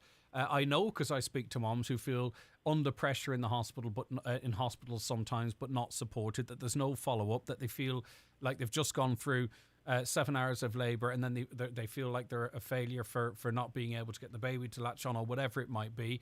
And then we have formula companies with very fancy marketing pushing their products on it. So. There's still an awful lot of work, I think, to encourage, normalise, and particularly support women who choose to breastfeed. Oh, absolutely. I mean, the stuff that goes on in terms of getting women to not breastfeed is sort of incomprehensible. And, like, by no means at all would I ever, speak negatively of anybody who choose any method of feeding their babies, be it formula, breast, combination, whatever. But what the majority of people don't realise is how much work goes into getting mothers to not breastfeed. These companies are they are exploiting mothers, and it is horrendous. When you do go into the research of what it is, I mean, there are laws in place that forbid the marketing of formula for babies under 6 months, for example. So that's why you'll never ever see a formula ad for a stage 1 formula. It's only ever from stage 2 onwards, because they're allowed to advertise to the 6 month plus. But there's no difference in the product. It's just in a different tub. That's the only difference. But they're allowed to market it, so they'll market it. Yeah. And they go to the lengths of using babies who have been born prematurely to advertise So let's say a baby that's been born 2 months prematurely, when they're 4 months old, when they're 6 months old, they're technically the size of a 4-month-old baby. So they actually use premature babies to in their advertising to show a younger looking baby, but they're not, because they've covered themselves by using a 6-month-old baby who happened to be born 2 months prematurely. It's insane. Incredibly what goes manipulative, on. isn't it? It's so manipulative, and like that's not. I'm really must stress that is what I say here is not to make any parent, mother, father, anybody feel bad for using those products. There are countless reasons why parents do and should use, infant feeding formulas, but there's an awful lot of work goes into getting people off the breast. And the general public, I really don't think understand that. And maybe the seeds of that were sown a generation or two generations ago. Maybe it's changing now, but a lot of new mums in the last 5 or 10 years didn't have necessarily an auntie or a mother to offer them support, because the chain of breastfeeding had been broken. But hopefully the tides are turning in that regard. Helen Hancock is Northwest Breastfeeding support and joins us on this conversation. Helen, it is an improving picture, is it, in terms of women who choose to breastfeed, and that's to be welcomed, isn't it? Hi, Craig. Yeah. Hi, Mary. Mary's one of our Quidgy Northwest counsellors. I'm an advanced breastfeeding counsellor, actually, as well, part of Quidgy. But here's the thing, and I'm going to pull it all back here for the reality that it is. It's illegal, first of all, to ask anyone to stop breastfeeding in Ireland, no matter where it is, mass or anywhere. The second thing is the Pope himself has often sung the praises of breastfeeding mothers in the Sistine Chapel. So we need to look at that. I posted that yesterday on that thread. So it's really a non-issue. But what's happening here and around your post, sadly, is what it does is actually alienate women. And I thought it was interesting what you said about, you made the assumption that mothers are at home worried about attending mass. Believe me, I have over 200 mothers on my WhatsApp group. Majority are from Donegal. They're not afraid to go to mass and breastfeed. Not one bit. Well, it was more of a question. I asked that question to Mary, and she says that may well be the case. I never made that assumption, with all due respect. Oh, sorry. I thought you had said that you had assumed that mothers were at home. I don't know. And if I don't know something, I'm certainly, I might pose a question, but I'm not going to state something as fact that I don't know, and I don't know. No, I don't know that. But the question was, if that were the case, well, then there could be some validity to having the conversation. Was the point I was trying to make? If it's not the case, then it's a moot point. It's an issue, honestly, Craig. It's not even. It shouldn't even be. It's like saying, and the thing is as well, the idea of putting any kind of posters or something up to suggest that it's okay to feed a baby in certain locations is ludicrous as well. It's like saying that you can only come in here if you're straight or if you're white, or it's as ridiculous as that, as the same idea of suggesting that you can breastfeed in certain places, because we know we can anywhere. So the big thing about what I would really like to do now, and take the opportunity, is to explain what we do have and the resources that we do have locally in Donegal that are amazing resources. Donegal's incredible for resources, but we need to use your platform to help mothers find them. Yeah, and that's just exactly with what all, we should be doing. I don't want to sound defensive, but I would say I have talked about and supported moves to encourage as many people as want to breastfeed on this programme, at least for 3 or 4 times a year, every year that I've been sitting in this seat, every single time. Brilliant. Every single year. I know. I've been on talking about it on your show before as well, and on radio in Derry and other places. And the thing is, it's, we often talk about how, I see mothers every day coming through the Northwest hospitals who may have felt like they weren't getting the support they needed. I know that Trina's the lactation consultant is now in Letterkenny in place. So it's amazing they have a lactation consultant on the maternity ward. Jan Cromie from the Leish League is there. We have Quidgy Northwest. We have many breastfeeding counsellors. It's being able to access our resources and know that we're there. And we are there, and we're volunteers. We're ready to step in. We have a lot of knowledge and information, and we see many, many journeys. And when do mums, mums be in contact with you, do you contact them? Are they referred by the hospital? Do you see them in hospital? You talked of. I mean, there's a lot of people. Quite a few GPs. Hmm? GPs.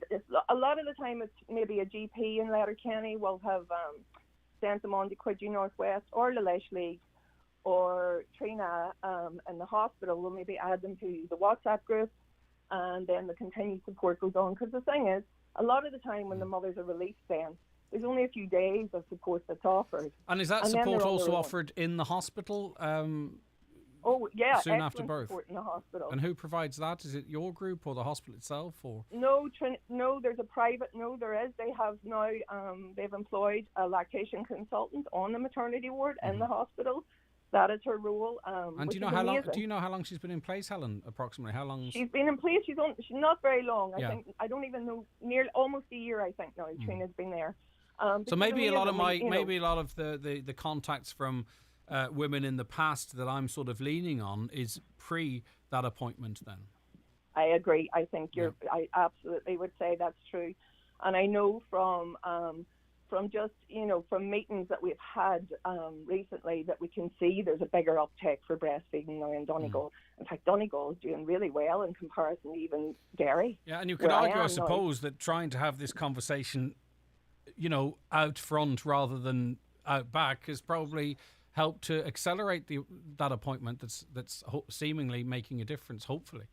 Oh, absolutely. But I mean, we're all there to take up, the reins for anybody who needs that support, even very advanced, issues that maybe are occurring for those mothers.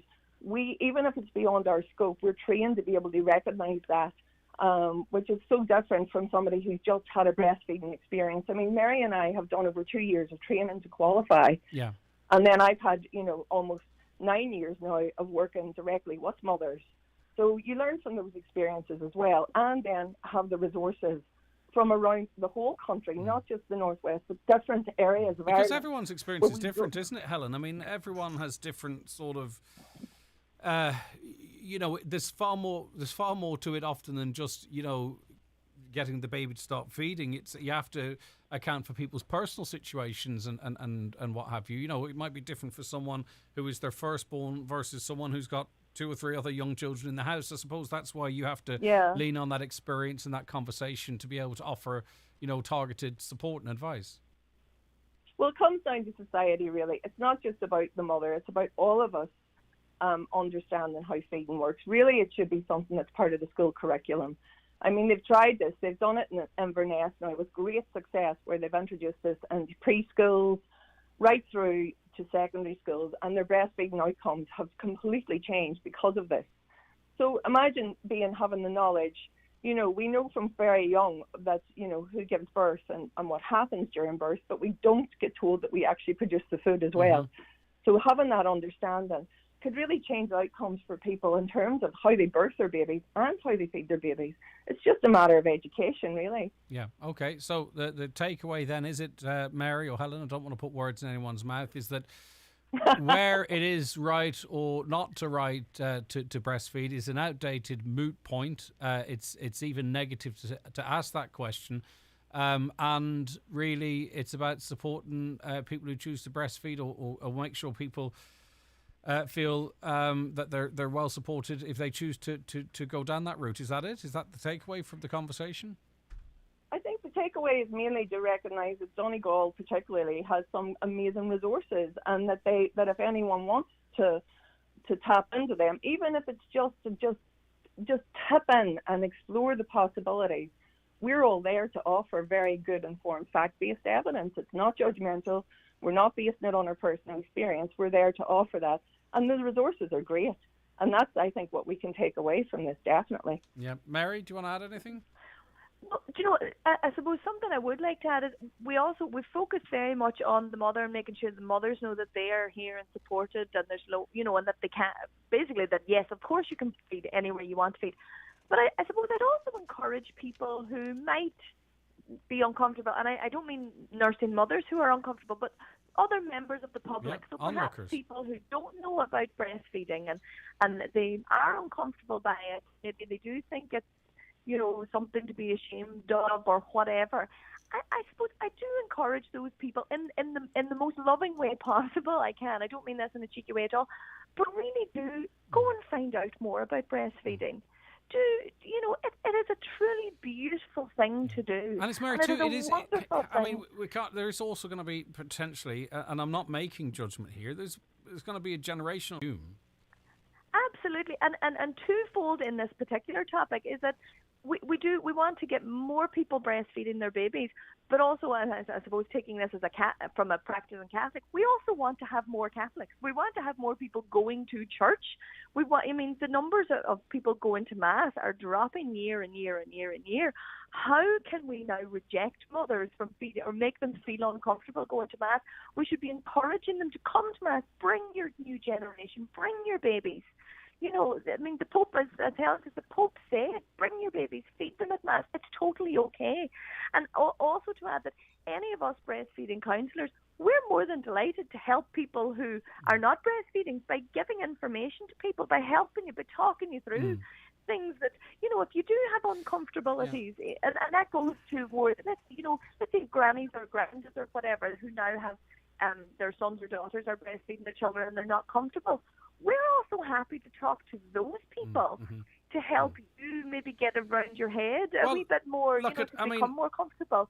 Personally, so it isn't all focused on the mother. From my perspective, and feel free to correct me if I'm wrong from this conversation, for me anyway, whether it should have been had or not, I can't imagine someone who was at Mass last Sunday or the Sunday before breastfeeding not going this Sunday, but it is possible that maybe one or two people listening who thought they would return to Mass after, or, when there was a better routine or whatever it might be, that they might say, well, you know what, stuff it, I'm going to go, because I've heard people talk about that it's perfectly right to do so, and I've got people out there that support me, and I'm going to, just do it. Is that possible? Yeah. Go to Mass, bring your babies. If you want to be a practicing Catholic, bring your baby. You are welcome. And I know I am saying that. I'm saying that in all honesty. I'm coming from a space where I can't understand how anyone could find a mother feeding their child off-putting. I don't understand it. I don't, because well, the reality is great to hear. I would love to say selfish and they were all for me, but no. The function of them. No, but the function. The reality is that's what babies do get unsettled at times. They do get upset. They regardless of where the setting is, and regardless of what the feeding method is. And I suppose we need to look at that and support those mothers. Even babies that just start to cry out loud and those settings, everyone suddenly turns and looks at them. Well, that's it too. Yeah, I mean, and that is, and for the space that we're in, crying rooms and all that type of stuff, they're still there. Yeah. But anyway, it is the most natural thing. If someone chooses to go down that route, there's plenty of support there for them, even to have the conversation if they were thinking, right, I'm just set on the bottle, have the chat. It's a judgment-free zone, but the support is there, and you'll hear of the benefits, but as I say, you won't be given out to if you make your own personal choices either. But also, absolutely not. It's none of our business what people choose to do with their body. But we couldn't say the same of the formula milk manufacturers. They are very actively trying to influence people one way or other. So we have to be conscious of that too. Okay, Mary Lane, that's a debate for another day. It is, and we had it on this program because I think there was a senator who was on with us. It certainly was this year, who wants them in plain packaging. You know what I mean? That if we are going to have them on the shelves, have them in plain packaging. So we had that conversation in the last couple of months, and it's probably a worthwhile one to revisit. Mary Lane, thank you so much for your time. I really appreciate it. It's great to hear the positive strides that are being made, because in the past, interviews like this with people involved in this area, it was about needing more resources and catch up, and it's good to see we're moving in the right direction. And I'll say the same to you, Helen Hancock, Northwest breastfeeding supporter. Thanks both of you very much indeed for your time. I really appreciate it. Thank you, Craig. All right, bye-bye. Take care. Mary. Bye. Okay, we'll be back with more after the break. The 9 till noon show with St Eunan's GA Club Development Draw. €40,000 in prizes. First prize, a Hyundai Kona car, plus 9 other great prizes. Tickets now available online at stunansgadraw.com or any club member. Small businesses often find it difficult to access the finance they need. Microfinance Ireland, the government-funded, not-for-profit lender, can help. We help businesses who've been unable to secure finance from banks or other lenders. We provide business loans up to €25,000 to businesses of less than 10 employees with a turnover of up to €2 million. For more information, visit microfinanceIreland.ie or talk to your local enterprise office. Microfinance Ireland, supporting you through times of uncertainty.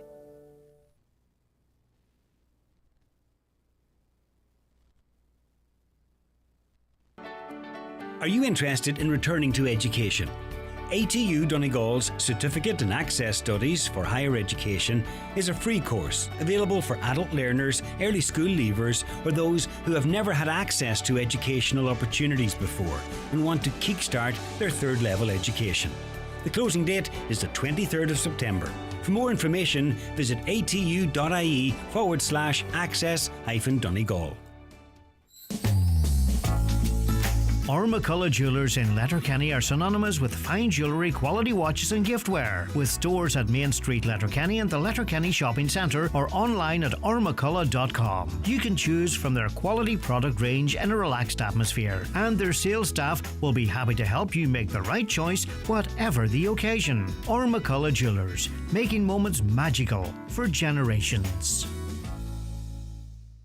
Mr. Blue Sky, please tell us why. The Euro Millions jackpot is an estimated €195 million. Play responsibly in-store, in-app or at lottery.ie. The National Lottery. It could be you. Brian McCormick, Sports and Leisure, your football specialist. Multi-buy discounts on footballs from Mitre, Adidas and O'Neill's. Training equipment, cones, bibs, water bottle sets. View our complete range on bmcsports.ie. Have your team look the part with some Adidas leisure wear. New Entrada 22 quarter zips with matching bottoms. Training packs available for all ages. Look the part, play the part. In-store, online, mobile. Click and collect on bmcsports.ie. SafeTech are running a number of accredited programs this autumn, including basic scaffolding, electro and butt fusion welding, roadworks, plant and machinery, confined spaces, water hygiene for utilities, UK construction cards and more. Funding available on all these programs. T's and C's apply. For all your safety and training needs, visit safetech.ie.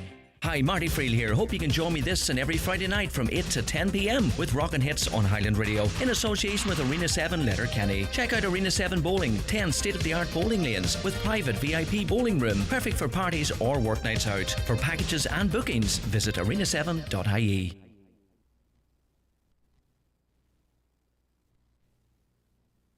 Right, now let's get to some of your comments on our last topic. Regarding breastfeeding in church, the Catholic Church should be encouraging feeding mummies and families into Mass each week. These are God's children, and there are a number of families turning away from Mass, and this, they believe, is another reason why. Greg, in regards to breastfeeding, I chose not to breastfeed. My children are now adults, and I feel no guilt, and you shouldn't feel guilt. I'm glad I chose to bottle feed. My daughter is breastfeeding and I support her, but it makes me more glad I chose the bottle. I feel so sorry for young mums who choose to bottle feed. They're made feel guilty, but I can say to them, your body, your choice. Feel for the fathers who miss the bonding with their babies when they're breastfed. Well, there's far more other ways to. Firstly, if a dad feels like that, you can express milk, and the mother's milk can be fed to the child by the father through a bottle. There's loads of ways that you can speak amongst each other to make sure that you don't feel like you're missing out. 4 children from 16 to 24, all were breastfed in the chapel up to 2 years of age. Never an issue, which is good to hear, and it seems it is a non-issue. It all depends where you live, says this caller, though some locations are particular about their religion. Okay, right, now... A brilliant stay at the Great Northern Bundoran Special Night at Christy Moore, who was outstanding. Big thanks to the staff at the Great Northern. We'll be back. Great prize from Highland Radio to win on the 9 till noon show. Many thanks to Greg and the team at Highland Radio. Keep up the brilliant work. That was Patrick and Maureen Keys. They won it through our Specsavers audiology competition, so it's nice to get some feedback. Patrick and Maureen, you're very nice, by the way. You didn't have to do that. I'm delighted you enjoyed your stay, and I'm delighted you enjoyed Christy Moore, and it was lovely. It's lovely to hear from you and to hear that as well. Right, we have a quick break to catch up on. Coming up, by the way, we are joined in studio by Michael and Fanula as we ease our way into the into the weekend. We're going to be talking all things entertainment, cinema, TV, stage, whatever else it might be. We really want you involved in the conversation, and many of you do get involved, and we really appreciate that. How so? 086 60 25,000 WhatsApps or texts. Maybe you watched that new show on Netflix, Dharma, which was released during the week. What do you think of that, or anything else you may be watching? Even if you are watching soap operas, particular storylines that you want to get off your chest, a view on that. 086 60 25,000 WhatsApps or texts. Anything at all. Have you been to the cinema? What have you watched? Are you looking forward to something as part of Culture Night tonight? Let us know. It's your show, by the way. Drive the conversation your way as well. Feel free to do so, really. Many of you do already. We also have Mickey Joe Hart. We're going to be talking to him about his new single. Hopefully, maybe. We might get a tune out of him as well. He's normally good for that. But we'll be hearing his new track. All that and so much more besides. Don't go anywhere. You won't want to miss it. Take a break. We'll take a break, then be right back. Would you like to win a Hyundai Kona car? Well, that's the first prize in the St. Eunan's GA Club Development Draw, who are sponsors of this week's 9 till noon show. There's 9 other great prizes, and tickets are now available online at steunensgadraw.com or any club member. The county's #1 talk show, the 9 till noon show on Highland Radio.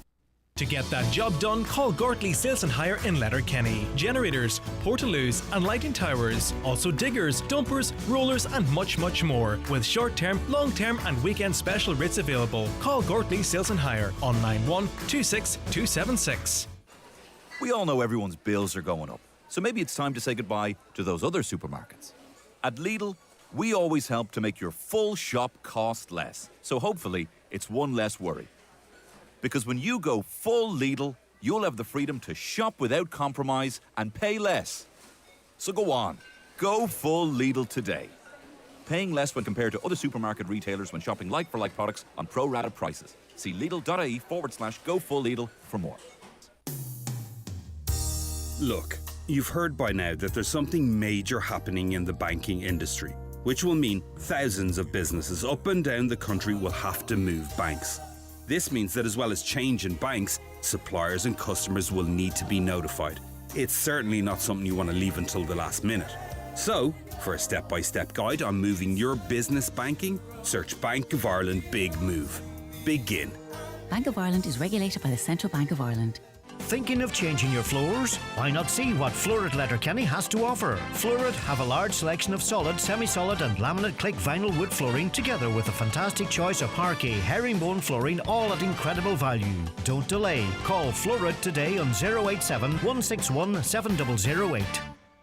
Thinking of changing your car for a new car? Get ahead of the queue. It's time to order your new 2023 Kia today. With an award-winning range of vehicles, your next car will be a Kia, we are sure of it. Visit Letterkenny or Malin or imotors.ie.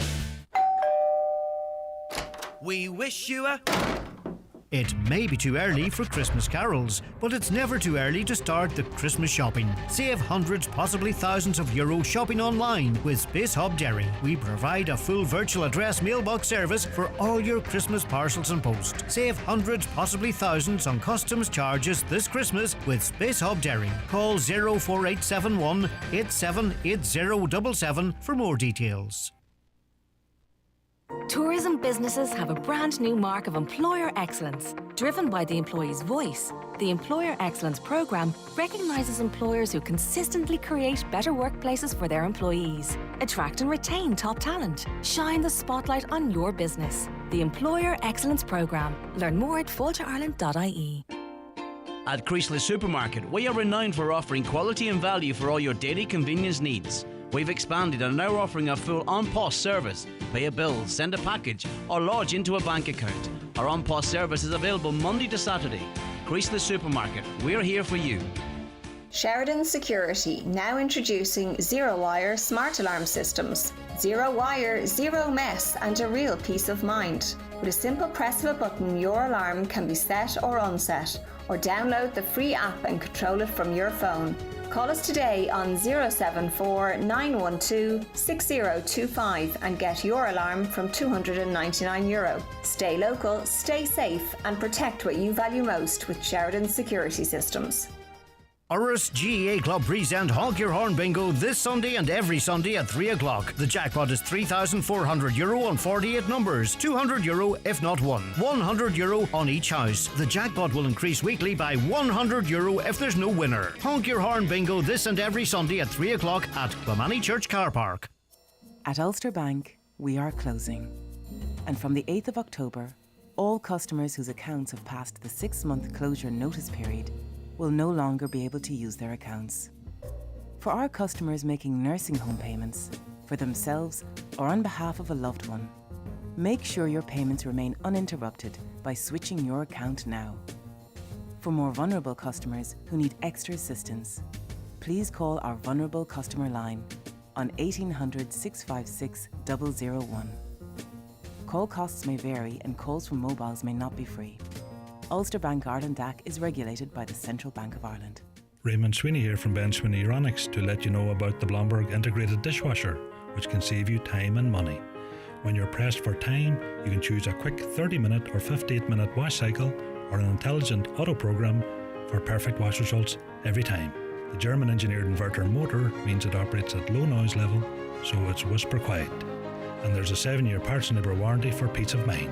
Call in and see for yourself at Ben Sweeney Aeronix, Port Road, Letterkenny, or in the shopping centre Dunlow.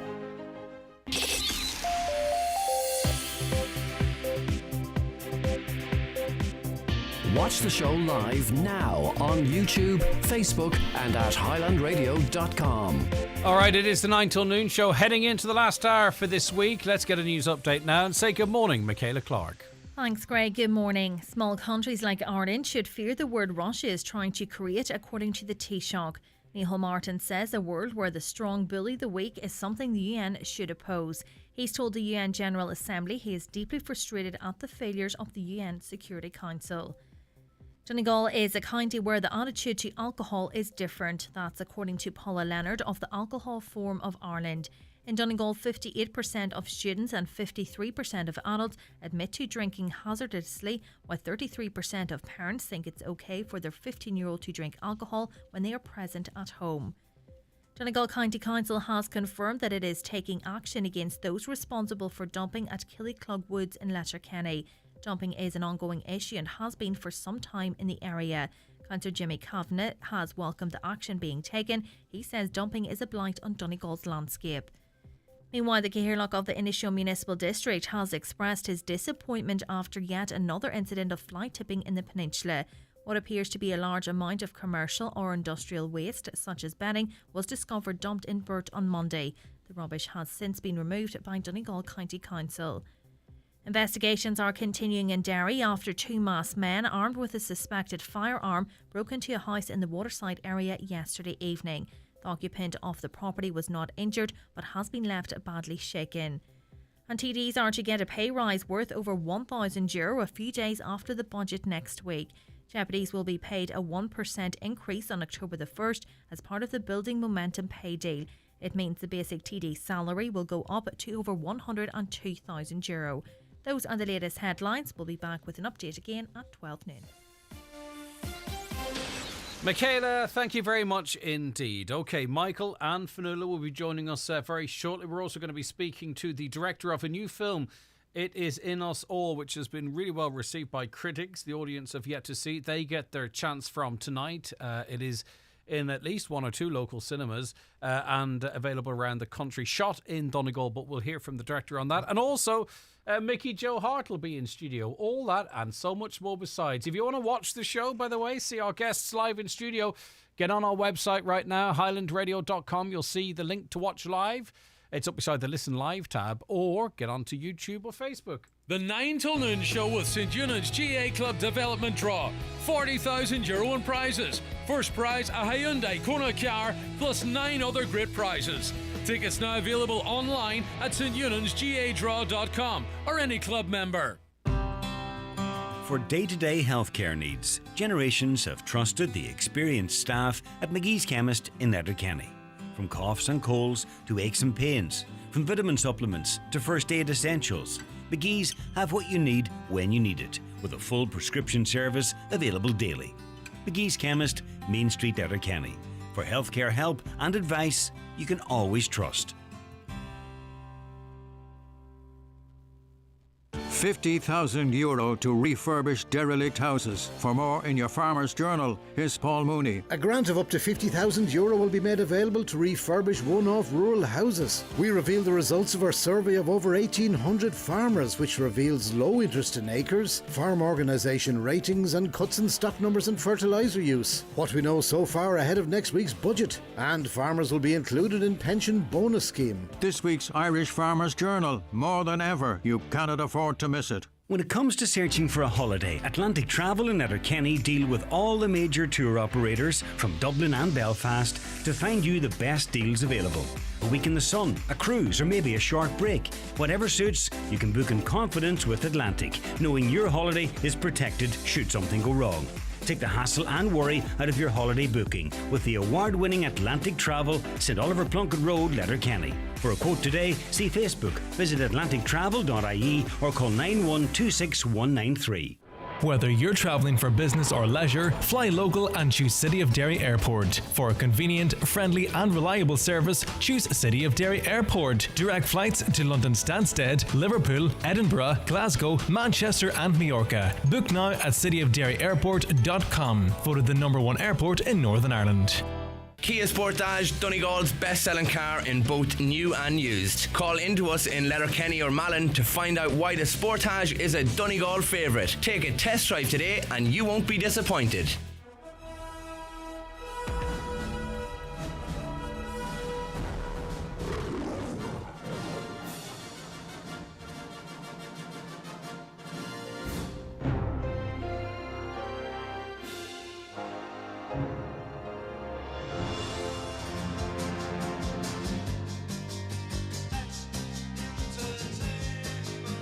All right, it is time for That's Entertainment with Michael and Fanula. Both of you, very good morning to you. Good to have you on board. Hi, Michael. Hello. Good morning to you also, Greg. Yes, Fanula, how are you? I'm good, thank you very much. Very good. Michael, how are you? I'm very good. Okay, right. I'm going to come back to that microphone again. Listen, stay right where you are. I am going to be speaking to you loads, of course. But first, I want to speak to Antonia Campbell Hughes, who is the director of a new film, which is called It Is In Us All. It's seemingly has been very well received by critics, and audiences are going to get their chance to watch this film. It's in Irish cinemas tonight, the 23rd of September. Antonia, thank you so much for joining us, and congratulations on getting this project off the ground, getting it into cinemas, and it being so well received. Well done to you. Hi, how are you? Thank you very much. For those who may not be aware, can you give us a brief outline of the plot of your movie? Oh gosh, no, that's a big easy, question. I can read it from IDMB or IDMB, but I'm not sure that IMDb. Yeah. Sure. I mean, well, I don't know. I suppose the straight narrative is a London affluent man. He comes to Donegal to sign off on his aunt's house. It's an inheritance, and as soon as he lands, he has a car crash with a young boy, which leads in a fatality, and that sort of brings him to merge and enmesh with his heritage roots. That's all. And why Donegal? Why did you choose to set the film here? Well, I suppose it's a version of my story. Like, I was born here, and I'm actually currently in Donegal for a few days, but I was born here and I left when I was 2, and so it's that experience of growing up elsewhere, but having that sort of dislocated sense of where you come from and the need to be pulled back and get to know your own heritage. What part of this whole process is the most rewarding? Is it, I suppose, getting the okay to go into production? Is it being completed? Is it getting the nice reviews from critics that have seen it, or will it be tonight, knowing that the general population will be able to sit down and enjoy your work? I suppose independent filmmaking is so challenging across the board that every single hurdle is like a triumph. It was a very small budget, but I won like a funding award, and part of the requirements were that it be an Irish story. It was set in Ireland, Screen Ireland funding. And then a big thing for me was its first outing, because I've been in the film industry for a very long time, but this is my debut as a director and writer. my first outing was at South by Southwest Film Festival, and it was reviewed by all the major critics. And that was a very big moment for me because it was so understood by critics that I really respect. And then getting a cinematic release is a huge obstacle for most independent films. So it being in UK and Irish cinemas is a great thing. Yeah, I'm sure it is. It's a wonderful achievement. And you want your audience to feel, that's what you want for people. What they feel, I suppose, might be subjective, but you want to evoke emotion and feelings in them with your work, I imagine. Yeah, absolutely. I mean, I think we're so used to very high input, high output entertainment structure that, you know, people flick channels and it's very high velocity and high volume. And I find that work that is that you take with you on a longer journey, that sits in your skin and you think about for days after, is far more rewarding. And I really implore people to consider the film and think about it like it will last with you if you allow it to. Yeah, and you talk of, you mentioned, you mentioned how that you drew on your own experience really in the making of this film, but your filmmaking is also an extension of you. It's all interconnected, is that correct? Yeah. Yes, simple answer. I suppose so, yeah. I mean, I think if you're an author or filmmaker, then you very much, it's an internalized process and you're very much pulling from your own life experiences and what interests you as an individual, yeah. Yeah, a lot of people make films. A lot of people direct their first film and don't enjoy the type of feedback you've been getting. And, you know, people in the industry will sit up and take notice. Do you consider that what the future holds? Are you prepared for that? Is it exciting? Is the trepidation? Are you like the way you do things now? Or are you happy to sort of see where this ride takes you from here? Yeah, I mean, I suppose I'm very aware of many filmmakers, as you said, get to make their first feature, but whether you make your sophomore or your second is actually a bigger challenge, and that's why the response to your first is actually quite important, because of the confidence that was instilled on the first, and you know that does give me the support to continue along the lines that I am. Mm-hmm. I mean, I really, you know, I would love to do much bigger budget films. I'm not stuck in one tiny little niche. I've been quoted several times. I'd like to make Terminator 7. Slight exaggeration, but I do. Well, love I'm not set interested pieces, if it's an exaggeration. Will it be based in Donegal? That's what I want to see. Terminator 7 based in Donegal, 100%. I mean, I have to say, like the Donegal Film Council were so wonderful because I shot during level 5 lockdown, and they're such an amazing film support. Mm-hmm.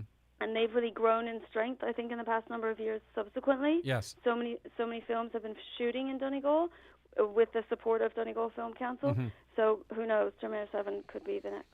I think it's even more impressive to produce a well-received film with a limited budget in that process, because you have to stand over what's what comes at the end effectively. When you're working with a small budget, but you still have the standards you expect with the output, where do you save money? Is the question, because you don't want the wobbly walls of Wentworth either. Do you know what I mean? It has to be. No. You have to be. I mean, go ahead. Yeah. No, I think that's when I first embarked on this process. There was a lot of anxiety, I suppose, from financiers that it was my first feature. But what I do have is 17 years of experience on film sets, and I'm a very curious. I'm not just an actor. I think that I've always been a filmmaker. I'm very aware of what every department does. I did all my work. I've done many shorts. So, and I really don't like the waste of finance. I mean, there's a lot of money that goes into filmmaking, so I think you should try and get as much bang for your buck. So I put a lot of work into the film in prep with my cinematographer and my production designer to make it look as impressive on screen and as much on camera as I could for the limited finance that I had. Brilliant. Listen, I'm sure they will, but I hope people go out and support this film. And it's not like they're supporting it and, it's some sort of a charity situation. They're going to get a lot of entertainment for their time as well. continued success. Best of luck with the future. Hopefully we'll talk again, but it's upwards and upwards, and we really appreciate your time this morning, Antonia. It's been lovely speaking to you. Likewise. Thank you so All right, much. take care. Okay, that's Antonia Campbell Hughes, director of It Is In Us All. I wonder, Michael and Fanula. I mean, it's lovely to hear that, isn't it? And it's great to see it being so well received. Yes. Go on ahead. Yes, can you hear me? No, I can't. No. Right, what did I do the last time? Remember, it wasn't working before. Fanula. You hadn't pushed the button. Yeah, but I've pushed it this time. Carry on. You carry on speaking there, Fanula. No, it's very good. It's great to see that movies are being made here. I mean, this is the second or third one we've had at least this week with the. I'm thinking of the Icelandic one, the Viking one, and a few. One second. I think I know what the story is. Keep talking. Yeah. Go ahead, but there's 2 or 3 of them now. Hello. He purposely does it. He just doesn't want. So sorry, you were saying the Icelandic one. There's a few Thank movies, you for isn't doing there? that, by the way. A wee bit of filling. I appreciate. No, but there has been a few. No, it's fine. But there's been a few movies that we talked about this year that have been set, or at least partly shot here in Donegal. Yeah, it's on the map now, Yeah, big time in so terms of it's productions and fantastic. stuff, of course. And reading through the synopsis of this, it's certainly there's a hook there for me. I want to see this, so I hope it does very. It's a thriller, so I'm assuming that the wait time in Letterkenny A&E pushed him over the edge or something. Was it something like that? I mean, Topical, the I story like it. is endless. Like it. It's endless, so it's But very it's interesting to know just- what pushed him over the I edge. can only imagine what it must feel like when, people might try and say, oh, well, what does it matter what the critics think, so this, that, and the other. But when you sort of get their approval, maybe even more importantly from the audience, but it's just I don't know if you need the validation. Some might not. Perhaps I might. But, I think it's great. And Well, I think your work being recognised. That lady mentioned critics that she respected. I mean, there's critics that she's obviously familiar with, and it's their opinion that kind of resonated with her, I think. Okay, now, hot off the press, the controversial mug. These are very, very limited in their number for anyone watching here Very on social limited. media. Very limited, by the way. I'm gone very tight. It is a 9 till noon mug, okay? So, right, look at that. Now, you could be the owner of a very few of these, okay? So if you want to be with a chance to win this 9 till noon mug, and you can tell all your friends that you're the only person that has one, because it's true. Look, it's empty at the moment. Engage with us, make a comment, talk to us on social media, Facebook, YouTube, on our website, or give us a text 08660 25000. It's just to thank you. But look, it's so limited edition, it's unbelievable. It's literally got the name of the show on, the 9 till noon show. All right, so any of you that get involved with the chat, the conversation today, in line to win that. Oh, here it is, Fanula. Right, okay, I found your list. What do you want to talk about first, Fanula? I'll start with you this week. I have to say, I'm a little bit slow to it, but last week, I don't know whether it was on air or off air, but you mentioned Apple TV.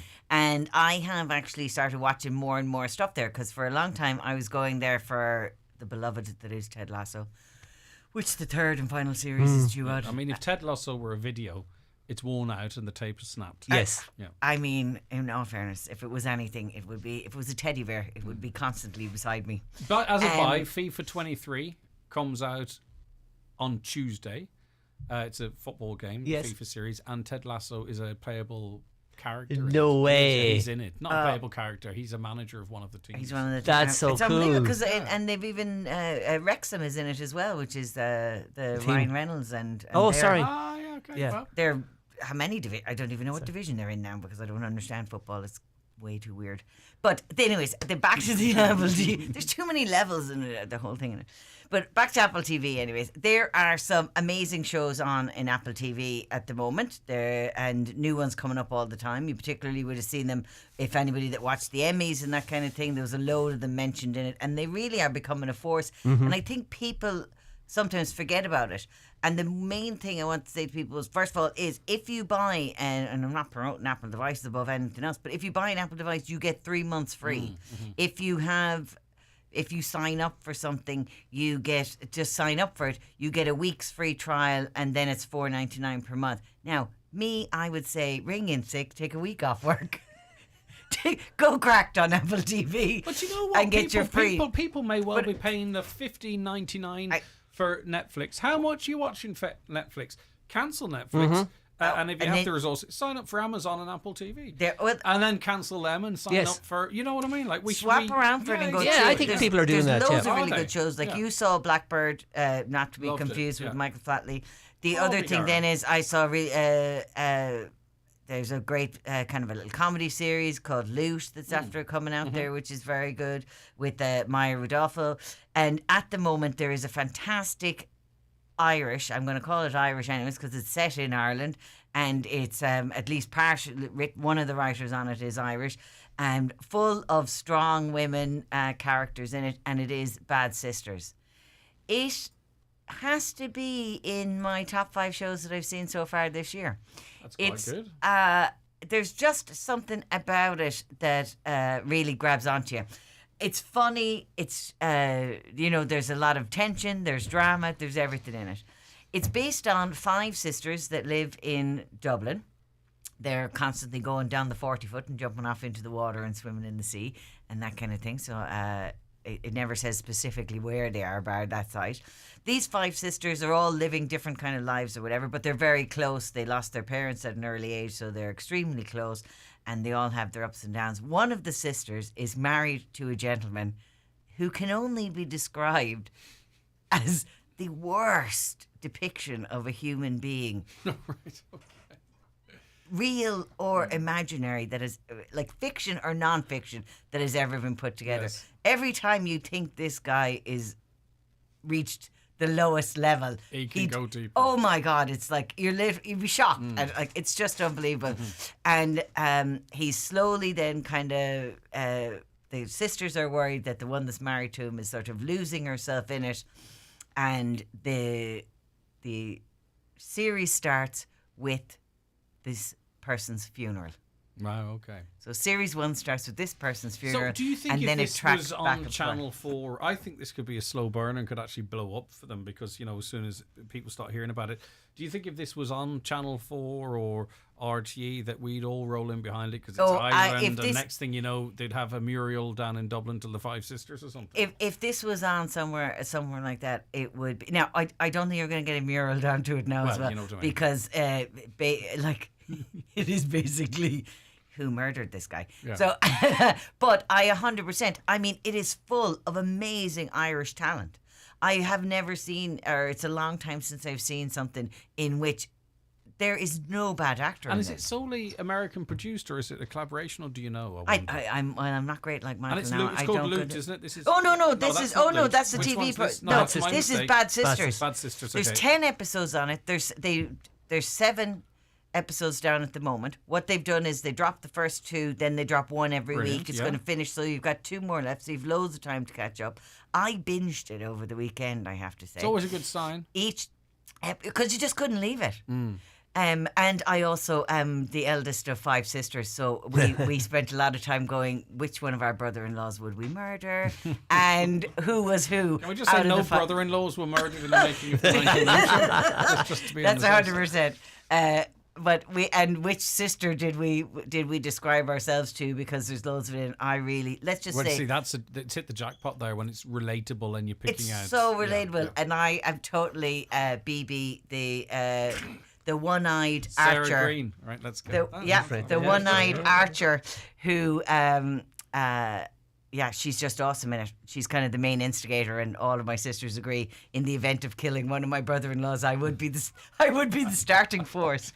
But there's loads of twists and turns in it. You're not really sure what's happened. It's a comedy Funny thing. as well. It's not in the sense that it. To be honest, I don't think it's one specific thing. Right, let's just it's say, supposed to be a would it be drama. like murders in the building.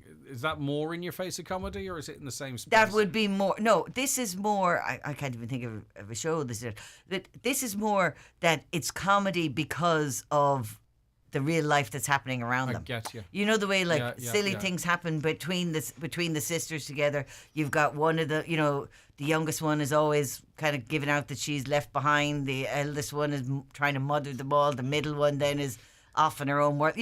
So it's very kind of relatable in that sense. And then it's funny because of their interactions. They're very sarcastic with each other. Obviously, there's this whole possible plot going on. There's loads of different kind of threads that still need to be coming through it. There's a little bit of possible romance going on in it. you get deep into their life. So it's funny in that sense, but it's more in a drama sense rather than anything else. I have to say, I'm really... Sharon Horgan is the main person behind it. She's one of the writers. She's one of the actresses in it. Eve Hewson is in it, Bono's daughter. Do you remember we saw her in that programme that was on Netflix? Was it In Her Eyes or something it was called? And I was kind of like, I'm not too sure. She is amazing in this. Kudos to Eve Hewson. She actually can. She's acting her socks off in this. And I think it's just... There's so many really good actors in it. You go all the way through it and you're just like, I've yet to come across a bad actor in it, and I'm, as I said, 7 into it now. 2 more to go. Did any of you watch The Resort yet? No? Just talking about programmes, they're a little bit like Murders in the Buildings. It's about a couple, 10 years married. I've seen it. It's on Peacock or something like that, so it's not coming up direct on the... Exactly. Their relationship is off the boil a little bit, and then they stumble upon a murder mystery. It's quite entertaining, yeah. I want to check it out, because I did see it coming up, but it's not you kind of have to stream it, if you know what I mean, because it's on Peacock. Yeah. All right, now Rosemary has put her first pitch in for the new 9 to Noon limited edition mug. She says, really liking the sound of Bad Sisters. Oh, and I dearly love a 9 till Noon show mug, please. Not interested in 9 Sisters at all, but just wanting to make a comment. But Rosemary, you are in the mug. It's Bad Sisters anyway, so she called it 9 Sisters. Bad Sisters, she's correct. That's right. You're in the hat. running. If you want to be in the hat, comment 086 60 25,000 or on socials. Right, Crossfire on the BBC. Should I take a quick break and then come back to Crossfires? I had better take this very quick break and then we'll come back to Michael and Crossfire, which, is it plausible? Well... Okay, back after the break. Would you like to win a Hyundai Kona car? Well, that's the first prize in the St. Eunan's GA Club Development Draw, who are sponsors of this week's 9 till Noon show. There's 9 other great prizes, and tickets are now available online at steunensgadraw.com or any club member. Oh, Amy, my little one. I ask myself a million questions every day. When will you give me your first smile? How much sleep do you need? How can I help you and your big brother to get along? At the HSE's mychild.ie and in the free My Child books, you'll find the answers you need from doctors, midwives, public health nurses, dietitians and lots of other experts. mychild.ie. Expert advice for every step of pregnancy, baby and toddler health. From the HSE. Enjoy a great value breakfast any day until 2 at Kelly's Diner, Letterkenny. Every Saturday at Kelly's, it's Steak Madness with a succulent 8-ounce steak and all the trimmings for just €12. On Fridays, from 3, all deluxe burgers with chips and a soft drink are only $15.95. For endless choice and value, pull into Kelly's Diner at Mountaintop, Letterkenny. At Bryson Recycling, we love to recycle. We accept a wide range of items at our 6 recycling centres across County Donegal. Located in Dunlow, Letterkenny, Stranraer, Milford, Lahi and Carndonagh. Only €4 per car load of recycling with an extensive free area. And with contactless card payments now available at all our sites, it's even easier to recycle the right way. Check out brysonrecycling.org for more details. Give your home a whole new look for less with the Foy & Company Autumn Sale. Get great value with up to 50% off selected lines across all departments. Redecorate your home in time for the festive season with great discounts on display sofas, ready-made cushions and curtains. Breathe new life into your walls with great savings on wallpaper and paint. Order now for guaranteed Christmas delivery.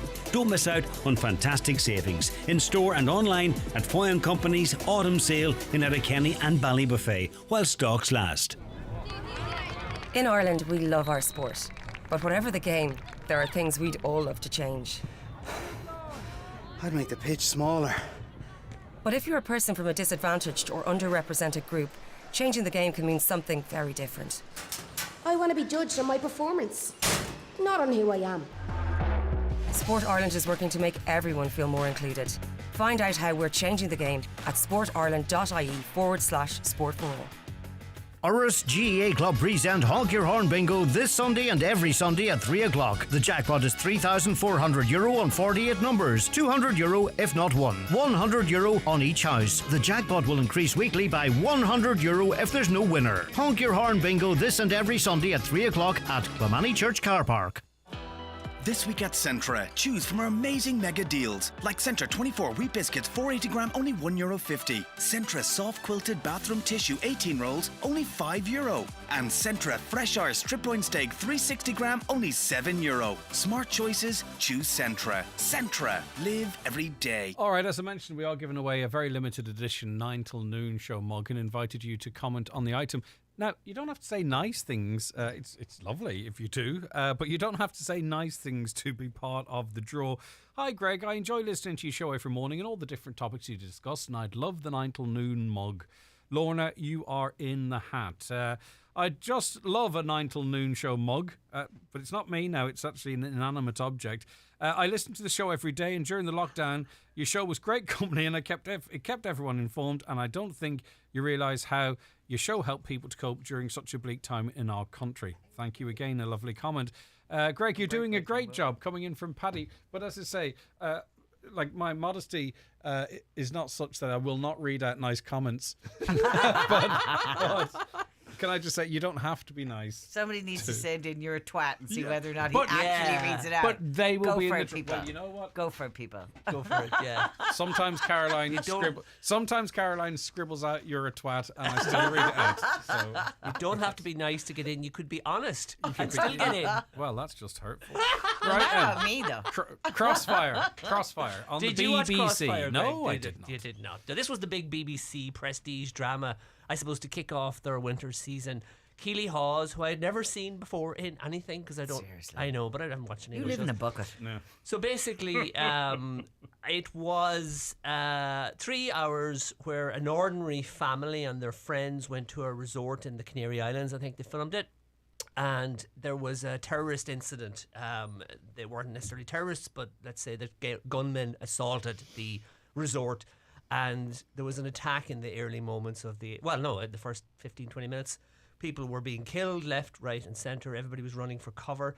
And then over a very long 3 hours, we followed this family as they ran and hid and so forth.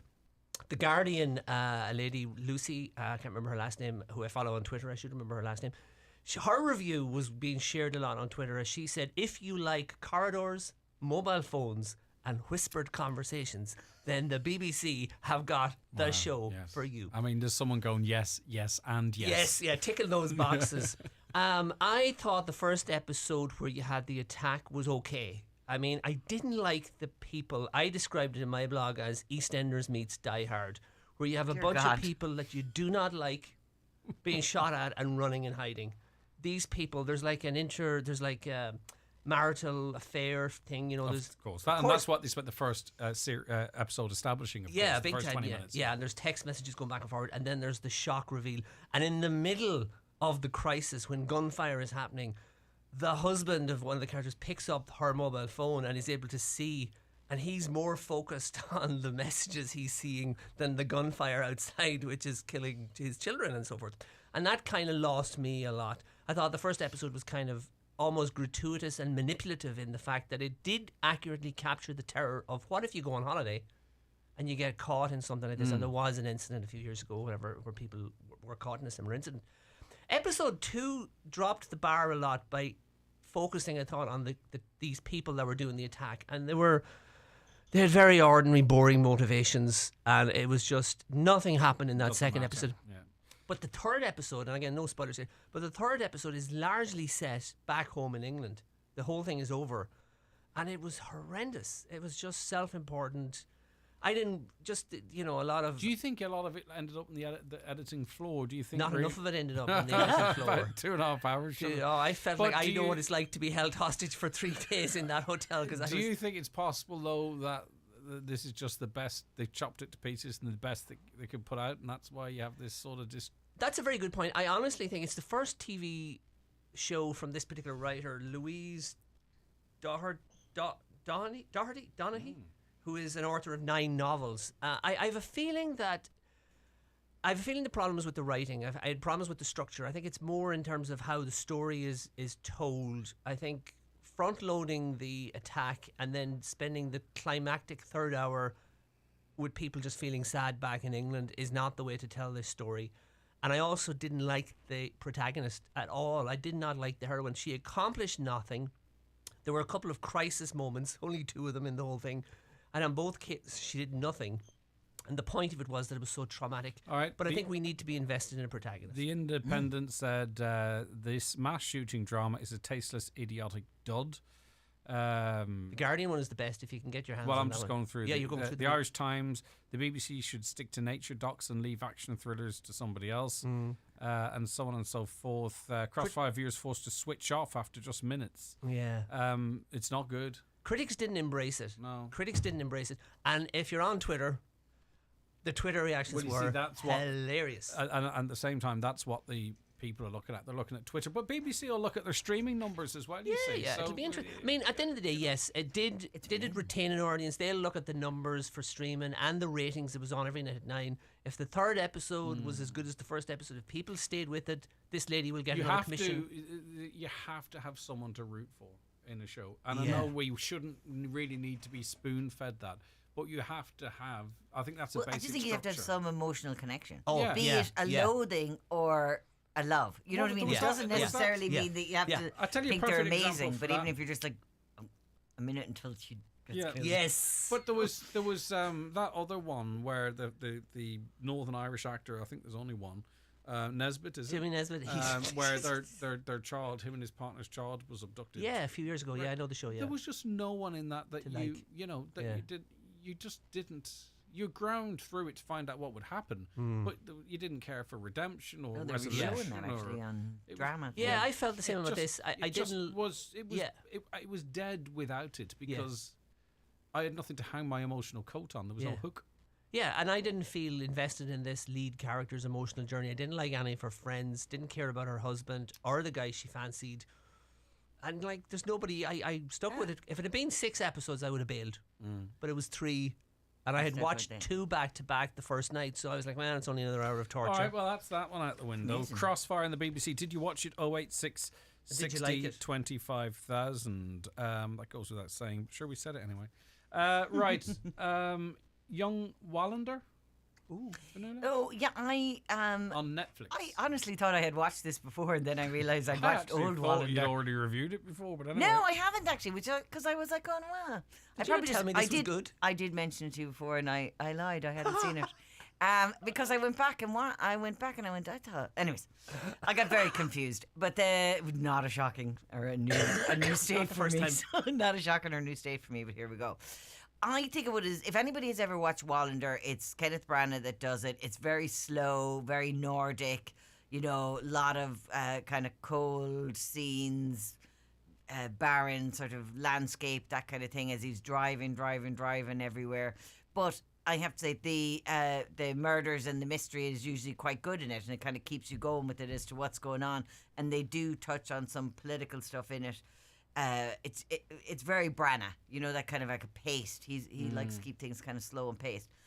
This is what they did, as they've done with so many things. Like they did it with Morse, and they've done it with a few others. Is they've gone back and they've done the beginning of his career. Ah, yes. I actually thought I had watched this. It turns out I haven't. There's 2 series of it on Netflix, and I ended up watching the 2 series one night after another, and just went straight through it. So there's like 8 episodes in both, and I just watched it all the way through. There's a young actor that's in it. I don't even know his name. I think but he has that kind of a Kenneth Branagh. I like the way she put so much effort into this. I know. I'm all about it. Literally seconds. A person is in it.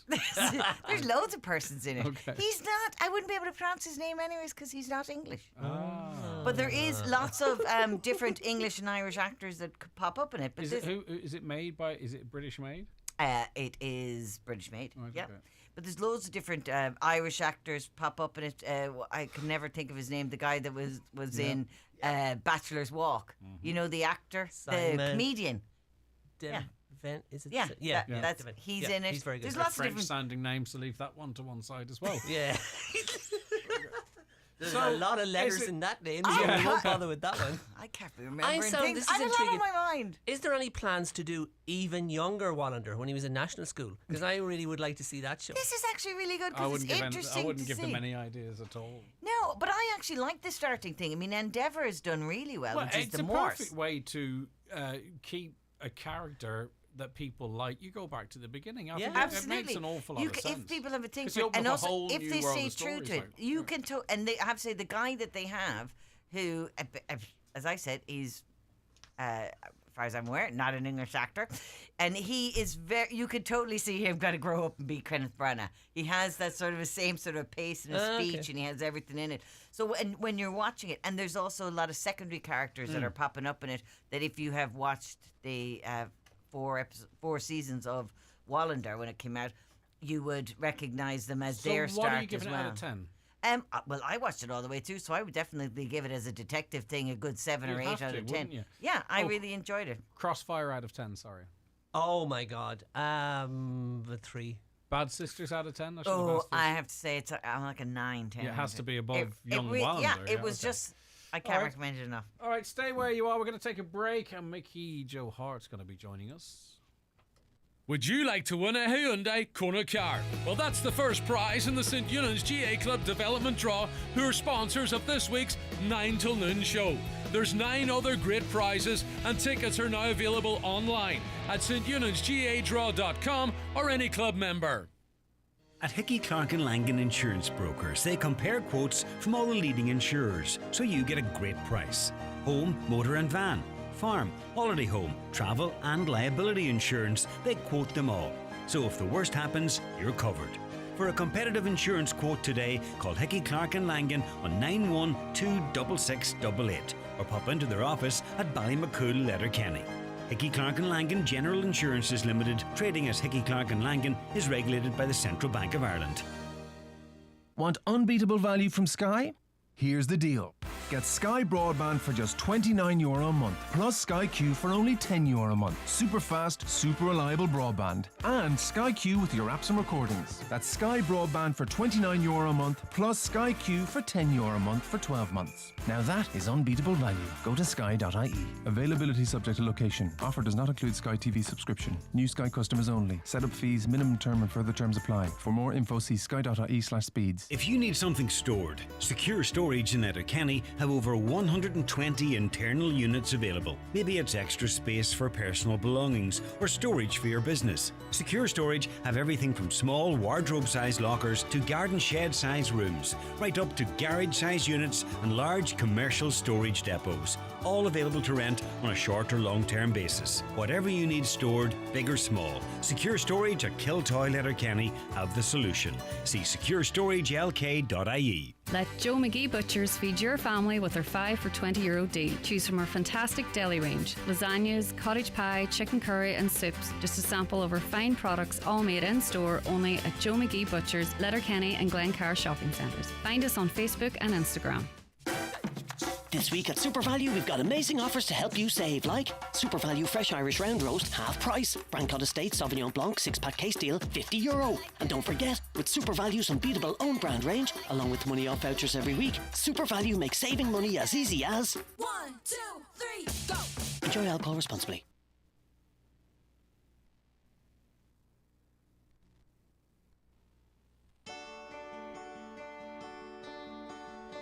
Friday night, who's around? Highs about you, let's hit the town. Take our chances, cross the bridge. Figure out what the difference is. I don't know what's the fuss. Why is it always them and us? All I want's to have the crack. Not one step forward, 2 steps back. When you take a closer look, should we all read the one big book?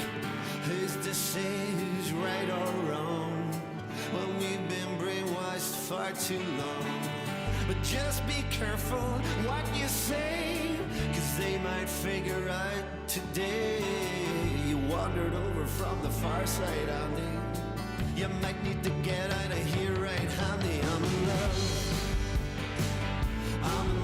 with a dairy girl, she's alright. She's all mine. Catch your cell phone, get a grip. The dairy girls are on the rip. And they don't take no prisoners, boys. Move over, muggers, here comes the noise. Hearts of gold, pens of steel. And Granny swears they're the real deal. And I believe her 'cause she was too. A dairy girl through and through. I'm in love. I'm in love with a dairy girl. She's alright. She's all mine. There's been a lot of changes. There's been a lot of changes. Yeah, there's been a lot of changes around here. Oh, there's been a lot of changes. Yeah, there's been a lot of changes. Oh, there's been a lot of changes around here. 30 years come and gone, still together and going strong. I guess there's truth in what they say. Love will always find a way. And if my wish does come true, there'll be no barriers for you. Boys and girls are free to meet on any side of any street. I'm in love. I'm in love with a dairy girl. She's alright. Yeah, she's all mine.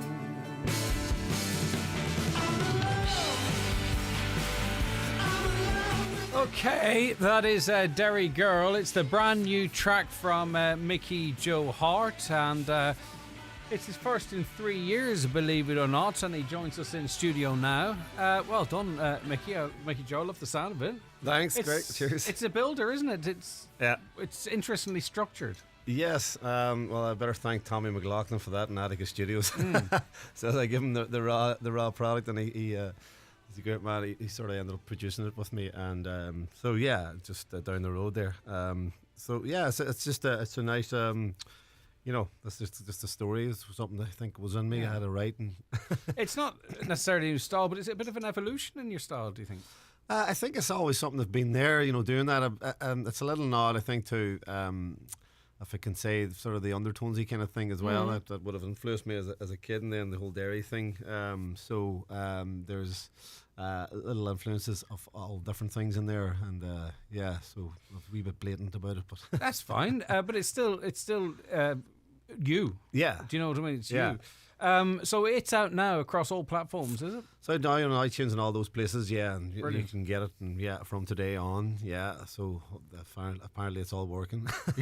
I suppose actually we take, as consumers, we just take that for granted that, you know, when you press send, that it I know. sends. It's mad because those, you know, you get those links and you're trying to make sure everything's working proper and, and pre-sales and it takes a all while those kind of things, to sort of, you know, to find its place as well too. It's not like instant. Oh, okay, that's really worked well. It takes a while, doesn't it? And interviews like this and others and that type of stuff. But it's great to hear new music.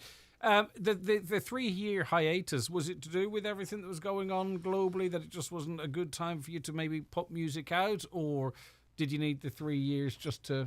I don't know. I don't know. Yeah, I think it was a bit of a. I was doing other things, I suppose, as well, and sort of keeping busy in other ways, you know, with music, obviously. But I just hadn't anything, you know, recorded proper. I've done a lot of demos. I'm doing a lot of pre-production for an album next year, hopefully as well. So, recording at home and whatnot. So, and then but just doing other little projects and.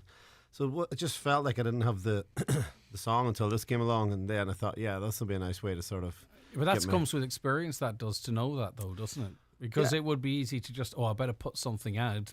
But you best put what you want to put out when you want to put it out. Yeah, exactly. And there's a lot of stuff, and you know, there's times I've done that too, and started just to try and keep consistent, you know, and it's not always the best thing. So it's more about just making sure that I've something that I'm really happy with, and I don't mind coming and talking to people about it. No, and, you know, I get, I'm proud of it, and that you have to have that in self. If you're not digging it. I don't, can't expect others to. So, yeah, I'm really, really happy with it. I'm happy with the sound, the production, and everything. And it's just something nice and up tempo. And I've done it a lot at the gigs over the summer because we haven't recorded, for the last few months. Really, we did it sort of during the summer, and I've been playing it at the gigs, and it's getting a great reaction. It will get a good reaction because it's that type of song. It's the type of song that you can bop to if you've never heard before. Yeah, that's not easy done, really. Do you know what I mean? Because you talk of some influences in it there, but there's a lot of. It doesn't sound like anything else, but you can see why it would work really well on the first listen live. Yeah, they get it first off, which is great when you get. So by the time the end of the song, everybody's singing it.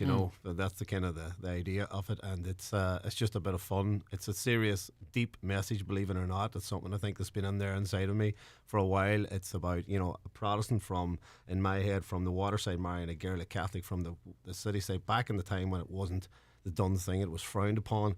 And people lost their lives because of that, and went through turmoil because of it. And it's a nice kind of I don't know twist, but it's a way of, I suppose, making it a little bit lighter to see the fun side of it, or the the aspect that when you come out the other side that there is positivity in it. That's what it is. Yeah, exactly. But like all good songs, it's written about a sort of specific scenario in mind, but you can overlay it into other areas of life as well, and that's when people feel it speaks to them, even if it's not about they're not from that area. And I think it's important to give a nod to Lisa McGee and the Derry Girls, because it was, my granny was from Derry, all those things. I studied music in Derry. I have a lot of connections with it. I've done a lot of my gigging in Derry over the years, but it was kind of, it's almost okay now. The Derry Girls have made it okay, and it's lovely to go to Germany and America and places like this, and people are checking out. They're coming up and asking you. That's really funny because you live anywhere near Derry. Yeah, because it's kind of thing maybe which is great. That subject matter might have felt a bit controversial or walking on eggshells. She made it okay for us to kind of. It's a really good point. And I think, I love the show. I just love Derry Girls. I kind of fell in love with the show as well, and then all the things. And I suppose it was just there, and it was a nice. It was just nice to be able to put it into a song. Brilliant. So get your headphones on, listen to Derry Girl across all digital platforms. Now the album, is it your self-penned album? Any covers on there, or is there a theme, or what are you working towards? It'll hopefully be all my own stuff at the minute. You never know, because these things can change as you get closer to release or production or whatever. But yeah, I'm just in pre-production for that. I'm just doing a lot of writing and recording at the minute. So I'm hoping that will be sort of next year, early next year. Excellent stuff. You gonna play us something live? Yeah, I'll do. If you don't mind. Yeah, I don't mind. Well, we've asked you. You didn't ask us. We're asking you. I'll do an old one. Go on. This was the single after We've Got the World. So this was the difficult second single. It went all the way to number 2, and it stayed there because Beyonce was number 1. It's not bad. It's not bad company to be behind. Some people might remember it. If you do, sing along there out in Radio Land. Never want to let you down. You were down, forget it, and I told you that it would only leave a bitter taste. Now look what you started. There's no use pretending it's any other way. You say the finer things in life are free, like me and all those little insecurities. Like a ship lost at sea, so low, rescue me. I never want to let you down. Like two storms collide and the thorn in your side. I never want to let you down. Oh, I never want to let you down. I never want to let you down. Take all that you can now. I hope that you learn how to stand on your own. Though it's true that I knew you were always better off that way. You say the finer things in life are free, like me and all those little insecurities. Like a ship lost at sea, solo rescue me. I never want to let you down. Like two storms that collide in the your side. You know I never wanna let you down. Whoa, I never wanna let you down. Hell, I never wanna let you down. I don't know. Yeah, yeah, yeah. No, no, no, no. This is the sing-along part. Come on, Greg. Ba-da-da, ba-da-da, ba-da-da, ba-da-da-da-da, ba-da-da, ba-da-da, ba-da-da. Like a ship lost at sea, solo rescue me. You know I never wanna let you down. Like two storms that collide and a thorn in your side. You know I never wanna let you down. Oh, I never wanna let you down.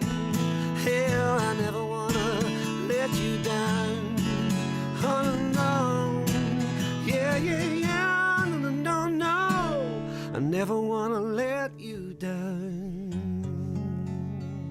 I so wanted to join in, but I was shy. I opened the mic and I bottled it. I actually opened the mic now and no, I can't do it. Yeah. All right. It wasn't like the night we met in Dublin. No, then, but you see, I had At brought 3 I a.m. had brought my support group, Mr. and Mrs. Rockshaw, with me that night. What a night that was! great crack. Johnny Gallagher was there. I mean, the two of yous banging off each other. You know, fun. two of the best guitarists. No, I mean, it sounds like there's a guitar and a pedal drum with you there or something. It's astonishing what you can get out of one guitar, but everyone knows his skill set as well. Oh, it was and great, it was just yeah. impromptu. It was like, I know Johnny so long. It was Johnny Yeah. Gallagher from Boxty. So what did I call him? Did I call him something else? Did I No, call you him did. Johnny Sorry, Gallagher? but Right, okay. I'm just clarifying it in Okay. case. Yeah, but no, it's I know Johnny a long time, but I never got a chance to actually sit down and sing with him. So it was so nice. Yeah, I he's would so have thought it'd be talented. 9 o'clock in an evening. I think it was about 9 o'clock. Having cups of tea. It certainly was within licensing hours. I know that for a fact. Oh, yeah. Always. Drinking tea and the scones. Oh, Scones are to great. die for. All right, listen, thanks so much, Mickey Joe. That's My pleasure. brilliant. Thank you so that much was for a having me. brilliant live rendition of that song as well. And now Derry Girl is out. It's Mickey Joe's first published work. Recorded, studio recorded single in 3 years. He's working on the album. Get on to your favourite streaming service and have a listen. It's great. Okay, we'll be back with more after this short break. GA Club Development Draw. €40,000 in prizes. First prize, a Hyundai Kona car, plus 9 other great prizes. Tickets now available online at stunionsgadraw.com or any club member. €50,000 to refurbish derelict houses. For more in your Farmer's Journal, here's Paul Mooney. A grant of up to €50,000 will be made available to refurbish one-off rural houses. We reveal the results of our survey of over 1,800 farmers, which reveals low interest in acres, farm organisation ratings and cuts in stock numbers and fertiliser use. What we know so far ahead of next week's budget. And farmers will be included in pension bonus scheme. This week's Irish Farmer's Journal. More than ever, you cannot afford to miss it. Are you frequently asking others to speak slowly, clearly and loudly? Is listening to the TV or radio becoming harder? If your hearing is affecting your everyday life, Connect Hearing are here to help. Our clinics in Letterkenny and Dunloe are open Monday to Friday, where you can avail of our hearing test, wax removal and repair services. Take that first step to better hearing. Call us today on 07491 13296. Connect Hearing, connecting you to life. We know it's only September, but here at House to Home, we're already thinking Christmas. If you need a new Irish-made suite of furniture in time for the festive season, call into our showroom in Bridgend, Donegal. Our suites of furniture are handmade here in Ireland, and they usually take 8 to 10 weeks from ordering. So if you're looking to cozy up on a new sofa and enjoy some Christmas movies, then call into House to Home in Bridgend, Donegal. Hi, Marty Friel here. Hope you can join me this and every Friday night from 8 to 10 p.m. with Rockin' Hits on Highland Radio in association with Arena 7 Letterkenny. Book a kids' party at Laser Quest Arena 7. Combine it with bowling and great food for a day to remember. For packages and bookings, visit arena7.ie. At Volkswagen Commercial Vehicles, the wait is over. Production is back. Now your plans can really begin. Whether that's scaling your business or smartening your service offering, with HP Finance from 3.9%, purchase contributions of up to €3,000 and service plans from €12.99 per month, don't wait. Secure your next Caddy Cargo, Transporter 6.1 or Crafter at your local Volkswagen commercial vehicles dealer or visit volkswagenvans.ie. Be ready to really deliver. Offers for business customers only. Finance provided by way of hire purchase agreement from Volkswagen Financial Services Ireland and subject to lending criteria. Terms and conditions apply. Call into Connolly's Volkswagen Letterkenny today or visit connellys.ie to book a test drive. All right, you're welcome back to the 9 till noon show. Thank you for all of your comments. Looking for one of our mugs. They're very, very exclusive. They're worth far more than their weight. Would love a 9 to noon show mug. What are you saying, Fanula? I said if I drop the box, it'll be even more exclusive. Never miss it. Great show as always, Greg. I'm not even looking for a mug. Tempted to give it to you. Reverse psychology works so easy on me. I don't want one either. Do an Oprah. You get a mug. You get a mug. Would love the mugs. Not a 9 till noon show mug, I guarantee you that. And I'll tell you, we do have a winner. Their name's not on it. It was drawn out. Greg, I live nearby. I'll put the kettle on. See you shortly. I'll call up for the cup now while the kettle's heating up. Well, you were drawn out. And you're going to win that. So thanks very much. Mickey Joe stuck with us because you're playing live in Lifford. Yeah, so we want to mention beautiful, that. The old courthouse theatre down there now. Is that just to new, be, Mickey Joe? No, it's there's a part of the Elvis is there. Yeah. There's another couple of acts there. Yeah, it's starting to come up. I'm starting to see it a lot. Yeah, so. they're doing a few gigs as well.